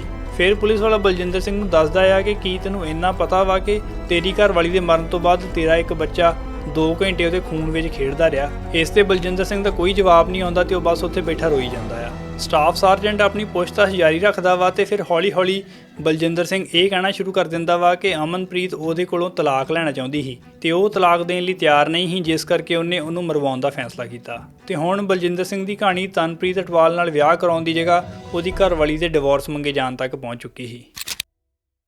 ਫਿਰ ਪੁਲਿਸ ਵਾਲੇ ਇਹਨਾਂ ਸਾਰਿਆਂ ਦੇ ਫੋਨ ਰਿਕਾਰਡ ਚੈੱਕ ਕਰਦੇ ਆ ਤੇ ਇਹਨਾਂ ਤਿੰਨਾਂ ਨੇ ਜਿੰਨੇ ਵੀ ਬਿਆਨ ਦਿੱਤੇ ਹੁੰਦੇ ਆ ਹੁਣ ਤੱਕ, ਉਹਦੇ ਵਿੱਚ ਇਹਨਾਂ ਨੇ ਕਲੀ ਗੱਲ ਦੱਸੀ ਹੁੰਦੀ ਆ ਕਿ ਇਹਨਾਂ ਕਦੋਂ, ਕਿੰਨੇ ਵਜੇ, ਕਿਹਨੂੰ ਫੋਨ ਕੀਤਾ ਤੇ ਇਹਨਾਂ ਦੇ ਫੋਨ ਦੇ ਰਿਕਾਰਡ ਇਹਨਾਂ ਵੱਲੋਂ ਦਿੱਤੇ ਗਏ ਬਿਆਨਾਂ ਨਾਲ ਐਗਜ਼ੈਕਟਲੀ ਮੈਚ ਕਰਦੇ ਸੀ। ਤੇ ਇਹਦੇ ਵਿੱਚ ਇਹ ਵੀ ਗੱਲ ਪਤਾ ਲੱਗੀ ਕਿ 1 ਜਨਵਰੀ 2007 ਤੋਂ ਕਤਲ ਵਾਲੇ ਦਿਨ ਤੋਂ ਕੁਝ ਦਿਨ ਪਹਿਲਾਂ 5 ਫਰਵਰੀ 2007 ਤੱਕ ਬਲਜਿੰਦਰ ਸਿੰਘ ਤੇ ਤਨਪ੍ਰੀਤ ਅਟਵਾਲ ਦੇ ਵਿਚਕਾਰ 93 ਵਾਰ ਗੱਲ ਹੋਈ। ਹੁਣ ਇਸ ਕੇਸ ਦੇ ਵਿੱਚ ਸਾਰੀਆਂ ਕੜੀਆਂ ਜੁੜ ਚੁੱਕੀਆਂ ਸੀ। ਬਾਲਾਨੈਕ ਵੱਲੋਂ ਦਿੱਤੀ ਇਨਫੋਰਮੇਸ਼ਨ ਇਹ ਵੀ ਪ੍ਰੂਵ ਕਰਦੀ ਸੀ ਕਿ ਉਹ ਉਸ ਦਿਨ ਘਰ ਦੇ ਅੰਦਰ ਮੌਜੂਦ ਸੀ ਤੇ ਇਹਨਾਂ ਦੀਆਂ ਆਪਸ ਵਿੱਚ ਹੋਈਆਂ ਗੱਲਾਂ ਦੇ ਫੋਨ ਰਿਕਾਰਡ ਤੇ ਅੰਡਰਕਵਰ ਕਾਪਸ ਵੱਲੋਂ ਕੀਤੀਆਂ ਗਈਆਂ ਇਹਨਾਂ ਦੀਆਂ ਗੱਲਾਂ ਦੀਆਂ ਰਿਕਾਰਡਿੰਗਸ ਇਹ ਸਾਰਾ ਕੁਝ ਸ਼ੋਅ ਕਰਦੀਆਂ ਸੀ ਕਿ ਇਹ ਸਾਰਾ ਕੁਝ ਇਹਨਾਂ ਵੱਲੋਂ ਪਲਾਨ ਕੀਤਾ ਗਿਆ। ਪਰ ਬਾਲਾਨੈਕ ਵੱਲੋਂ ਦੱਸੀਆਂ ਗਈਆਂ ਕੁਝ ਡਿਟੇਲਾਂ ਜਿਹੜੀਆਂ ਸੀ ਉਹ ਅਸਲ ਸਿਨੈਰੀਓ ਨਾਲ ਮੈਚ ਨਹੀਂ ਸੀ ਕਰਦੀਆਂ। ਜਿਵੇਂ ਕਿ ਜਦੋਂ ਉਹਨੇ ਦੱਸਿਆ ਕਿ ਉਹਨੇ ਕਿਹੜੇ ਹਿਸਾਬ ਨਾਲ ਅਟੈਕ ਕੀਤਾ ਤੇ ਅਮਨਪ੍ਰੀਤ ਦੀ ਬਾਡੀ ਤੇ ਕਿੱਥੇ-ਕਿੱਥੇ ਉਹਨੇ ਵਾਰ ਕੀਤੇ, ਇਹਨਾਂ ਵਿੱਚੋਂ ਕੁਝ ਚੀਜ਼ਾਂ ਜਿਹੜੀਆਂ ਸੀ ਉਹ ਪੁਲਿਸ ਦੀ ਰਿਪੋਰਟ ਨਾਲ ਮੈਚ ਨਹੀਂ ਕੀਤੀਆਂ। ਪਰ ਜੱਜ ਦਾ ਕਹਿਣਾ ਸੀ ਕਿ ਇੰਨੇ ਸਾਲਾਂ ਬਾਅਦ ਕੁਝ ਡਿਟੇਲਾਂ ਇੱਧਰ-ਉੱਧਰ ਹੋ ਸਕਦੀਆਂ ਵਾ, ਪਰ ਜੋ ਡਿਟੇਲਾਂ ਮੈਚ ਹੋਈਆਂ ਉਹ ਬਾਲਾਨੈਕ ਨੂੰ ਉਸ ਦਿਨ ਕਤਲ ਵਾਲੀ ਥਾਂ ਤੇ ਹੋਣ ਦਾ ਸਬੂਤ ਦਿੰਦੀਆਂ ਆ। ਜਿਸ ਤੋਂ ਬਾਅਦ ਕੋਰਟ ਇਹਨਾਂ ਤਿੰਨਾਂ ਨੂੰ ਫਸਟ ਡਿਗਰੀ ਕਤਲ ਦਾ ਦੋਸ਼ੀ ਪਾਉਂਦਾ ਵਾ ਤੇ ਸਾਰਿਆਂ ਨੂੰ ਉਮਰ ਕੈਦ ਦੀ ਸਜ਼ਾ ਦਿੱਤੀ ਜਾਂਦੀ ਆ। ਬਲਜਿੰਦਰ ਸਿੰਘ ਵੱਲੋਂ ਇਸ ਸਜ਼ਾ ਦੇ ਖਿਲਾਫ ਕੋਈ ਵੀ ਅਪੀਲ ਨਹੀਂ ਪਾਈ ਗਈ, ਪਰ ਤਨਪ੍ਰੀਤ ਅਟਵਾਲ, ਜਿਹਨੂੰ ਸੋਨੀਆ ਕੌਰ ਗਿੱਲ ਦੇ ਨਾਮ ਨਾਲ ਵੀ ਜਾਣਿਆ ਜਾਂਦਾ ਵਾ, ਇਸ ਕੇਸ ਦੇ ਵਿੱਚ 3 ਅਪੀਲਾਂ ਪਾ ਚੁੱਕੀ ਆ ਤੇ ਇਹ ਤਿੰਨੇ ਹੀ ਅਪੀਲਾਂ ਰਿਜੈਕਟ ਵੀ ਹੋ ਚੁੱਕੀਆਂ ਆ। ਬਾਕੀ ਕੇਸਾਂ ਵਾਂਗੂ ਇਸ ਕੇਸ ਦੀ ਕਹਾਣੀ ਵੀ ਬੜੀ ਜਾਣੀ ਪਛਾਣੀ ਸੀ, ਪਰ ਇਸ ਕੇਸ ਵਿੱਚ ਮੁਜਰਿਮ ਤੱਕ ਪਹੁੰਚਣ ਦੀ ਕਾਰਵਾਈ ਬਹੁਤ ਹੀ ਇੰਟਰਸਟਿੰਗ ਸੀ ਤੇ ਇਹ ਇੱਕ ਅਲੱਗ ਚਿਹਰਾ ਪੇਸ਼ ਕਰਦੀ ਸੀ ਕੈਨੇਡਾ ਦੀ ਪੁਲਿਸ ਦਾ, ਜਿੱਥੇ ਉਹਨਾਂ ਵੱਲੋਂ ਇੱਕ ਇੱਦਾਂ ਦਾ ਹੱਥਕੰਡਾ ਅਪਣਾਇਆ ਗਿਆ ਜੋ ਆਮ ਤੌਰ ਤੇ ਆਪਾਂ ਹੁਣ ਤੱਕ ਕਿਸੇ ਵੀ ਹੋਰ ਕੇਸ ਦੇ ਵਿੱਚ ਨਹੀਂ ਵੇਖਿਆ। ਬਹੁਤ ਇੱਦਾਂ ਦੇ ਕੇਸ ਆ ਜਿੱਥੇ ਪੁਲਿਸ ਦੋਸ਼ੀ ਨੂੰ ਸਜ਼ਾ ਦਿਵਾਉਣ ਲਈ ਆਪਣੀ ਪੂਰੀ ਵਾਹ ਲਾ ਦਿੰਦੀ ਆ, ਪਰ ਜਦੋਂ ਕੋਈ ਇੱਕ ਕੇਸ ਇੱਦਾਂ ਦਾ ਆ ਜਾਏ ਜਿੱਥੇ ਪੁਲਿਸ ਦੋਸ਼ੀ ਨੂੰ ਸਜ਼ਾ ਦਿਵਾਉਣ ਵਿੱਚ ਸਫਲ ਨਾ ਹੋਵੇ ਤੇ ਉੱਥੇ ਲੋਕ ਪੁਲਿਸ ਨੂੰ ਨਿਕੰਮਾ ਦੱਸ ਕੇ ਰੌਲਾ ਪਾਉਣਾ ਸ਼ੁਰੂ ਕਰ ਦਿੰਦੇ ਆ। ਪੁਲਿਸ ਡਿਪਾਰਟਮੈਂਟ ਵੀ ਬਜਟ ਤੇ ਚੱਲਦਾ ਆ ਤੇ ਉਹ ਕਿਸੇ ਕੇਸ ਤੇ ਕਿੰਨਾ ਟਾਈਮ ਤੇ ਕਿੰਨਾ ਪੈਸਾ ਖਰਚ ਕਰ ਸਕਦੇ ਆ, ਇਹਦੇ ਉੱਤੇ ਵੀ ਇੱਕ ਲਿਮਿਟ ਹੁੰਦੀ ਆ। ਕਈ ਵਾਰ ਦੋਸ਼ੀ ਛੁੱਟ ਜਾਂਦਾ ਵਾ ਜਾਂ ਉਹਨੂੰ ਸਜ਼ਾ ਘੱਟ ਮਿਲਦੀ ਆ। ਇਹਦਾ ਮਤਲਬ ਇਹ ਨਹੀਂ ਆ ਕਿ ਪੁਲਿਸ ਨੇ ਆਪਣਾ ਜ਼ੋਰ ਨਾ ਲਾਇਆ ਹੋ। ਤੇ ਕਈ ਵਾਰ ਜੋ ਬੰਦਾ ਆਮ ਲੋਕਾਂ ਦੀਆਂ ਨਜ਼ਰਾਂ ਵਿੱਚ ਦੋਸ਼ੀ ਨਜ਼ਰ ਆਉਂਦਾ ਵਾ, ਕੋਰਟ ਵਿੱਚ ਕਾਨੂੰਨ ਦੀਆਂ ਲਿਖੀਆਂ ਗਾਈਡਲਾਈਨਸ ਦੇ ਅੰਦਰ ਰਹਿ ਕੇ ਉਹਨੂੰ ਦੋਸ਼ੀ ਸਾਬਤ ਕਰਨਾ ਬਹੁਤ ਔਖਾ ਹੁੰਦਾ, ਜਿਸ ਕਰਕੇ ਲਾਅ ਜਿਹੜਾ ਆ ਉਹ ਕੇਸ ਬਾਈ ਕੇਸ ਬੇਸਿਸ ਤੇ ਕੰਮ ਕਰਦਾ ਆ ਤੇ ਆਪਾਂ ਨੂੰ ਕੇਸ ਨੂੰ ਡੂੰਘਾਈ ਵਿੱਚ ਸਮਝਣ ਦੀ ਕੋਸ਼ਿਸ਼ ਕਰਨੀ ਚਾਹੀਦੀ ਆ ਰੌਲਾ ਪਾਉਣ ਤੋਂ ਪਹਿਲਾਂ। ਆਪਣੀ ਬਾਹਰਲੇ ਦੇਸ਼ਾਂ ਵਿੱਚ ਰਹਿੰਦੀ ਕਮਿਊਨਿਟੀ ਦੇ ਵਿੱਚ ਪੁਲਿਸ ਦੀ ਤੇ ਕੋਰਟ ਸਿਸਟਮ ਦੀ ਇੱਕ ਬੜੀ ਹੀ ਮਾੜੀ ਤਸਵੀਰ ਬਣੀ ਆ ਤੇ ਇਹ ਸਮਝਿਆ ਜਾਂਦਾ ਵਾ ਕਿ ਇੱਥੋਂ ਦਾ ਸਿਸਟਮ ਇਮੀਗ੍ਰੈਂਟਾਂ ਦੇ ਖਿਲਾਫ ਆ, ਪਰ ਇਦਾਂ ਦੇ ਕਈ ਕੇਸ ਆ ਜਿਨ੍ਹਾਂ ਵਿੱਚ ਇੰਡੀਆ ਤੋਂ ਆਏ ਲੋਕਾਂ ਨੇ ਵੀ ਇੱਥੇ ਕ੍ਰਾਈਮ ਕੀਤੇ ਆ ਜਾਂ ਉਹਨਾਂ ਹੱਥੋਂ ਗਲਤੀ ਨਾਲ ਕਿਸੇ ਦੀ ਮੌਤ ਹੋ ਗਈ ਤੇ ਉਹਨਾਂ ਨੂੰ ਵੀ ਕੋਰਟ ਵੱਲੋਂ ਛੱਡ ਦਿੱਤਾ ਗਿਆ। ਪਰ ਇਦਾਂ ਦੇ ਕੇਸ ਹਾਈਲਾਈਟ ਨਹੀਂ ਹੁੰਦੇ ਕਿਉਂਕਿ ਇਹਦੇ ਵਿੱਚ ਆਪਾਂ ਵਿਕਟਿਮ ਨਹੀਂ ਹੁੰਦੇ, ਆਪਾਂ ਬੈਨੀਫਿਸ਼ਰੀ ਹੁੰਦੇ ਆ। ਤੇ ਉਹੀ ਗੱਲ ਹੈ ਕਿ ਆਪਣੇ ਹੱਕ ਵਿੱਚ ਭਾਵੇਂ 100 ਫੈਸਲੇ ਆ ਜਾਣ, ਪਰ ਜੇ ਇੱਕ ਫੈਸਲਾ ਆਪਣੇ ਖਿਲਾਫ ਹੋ ਗਿਆ ਤੇ ਆਪਾਂ ਸਿਸਟਮ ਨੂੰ ਗਲਤ ਦੱਸਣਾ ਸ਼ੁਰੂ ਕਰ ਦੇਣਾ ਤੇ ਉਸੇ ਵੇਲੇ ਆਪਾਂ ਰੇਸਿਜ਼ਮ ਦਾ ਝੰਡਾ ਚੁੱਕ ਕੇ ਉਸ ਦੇਸ਼ ਨੂੰ ਗਾਲਾਂ ਕੱਢਣੀਆਂ ਸ਼ੁਰੂ ਕਰ ਦਿੰਦੇ ਆ ਜਿਸ ਦੇਸ਼ ਨੇ ਤੁਹਾਨੂੰ ਰੋਟੀ ਦਿੱਤੀ। ਅੱਜ ਦੀ ਵੀਡੀਓ ਵਿੱਚ ਇੰਨਾ ਹੀ। ਵੀਡੀਓ ਨੂੰ ਲਾਈਕ ਤੇ ਸ਼ੇਅਰ ਕਰ ਦਿਓ ਤੇ ਚੈਨਲ ਨੂੰ ਵੀ ਸਬਸਕ੍ਰਾਈਬ ਕਰ ਲਓ। ਆਪਾਂ ਮਿਲਦੇ ਹਾਂ ਅਗਲੀ ਵੀਡੀਓ ਦੇ ਵਿੱਚ। ਸਤਿ ਸ੍ਰੀ ਅਕਾਲ।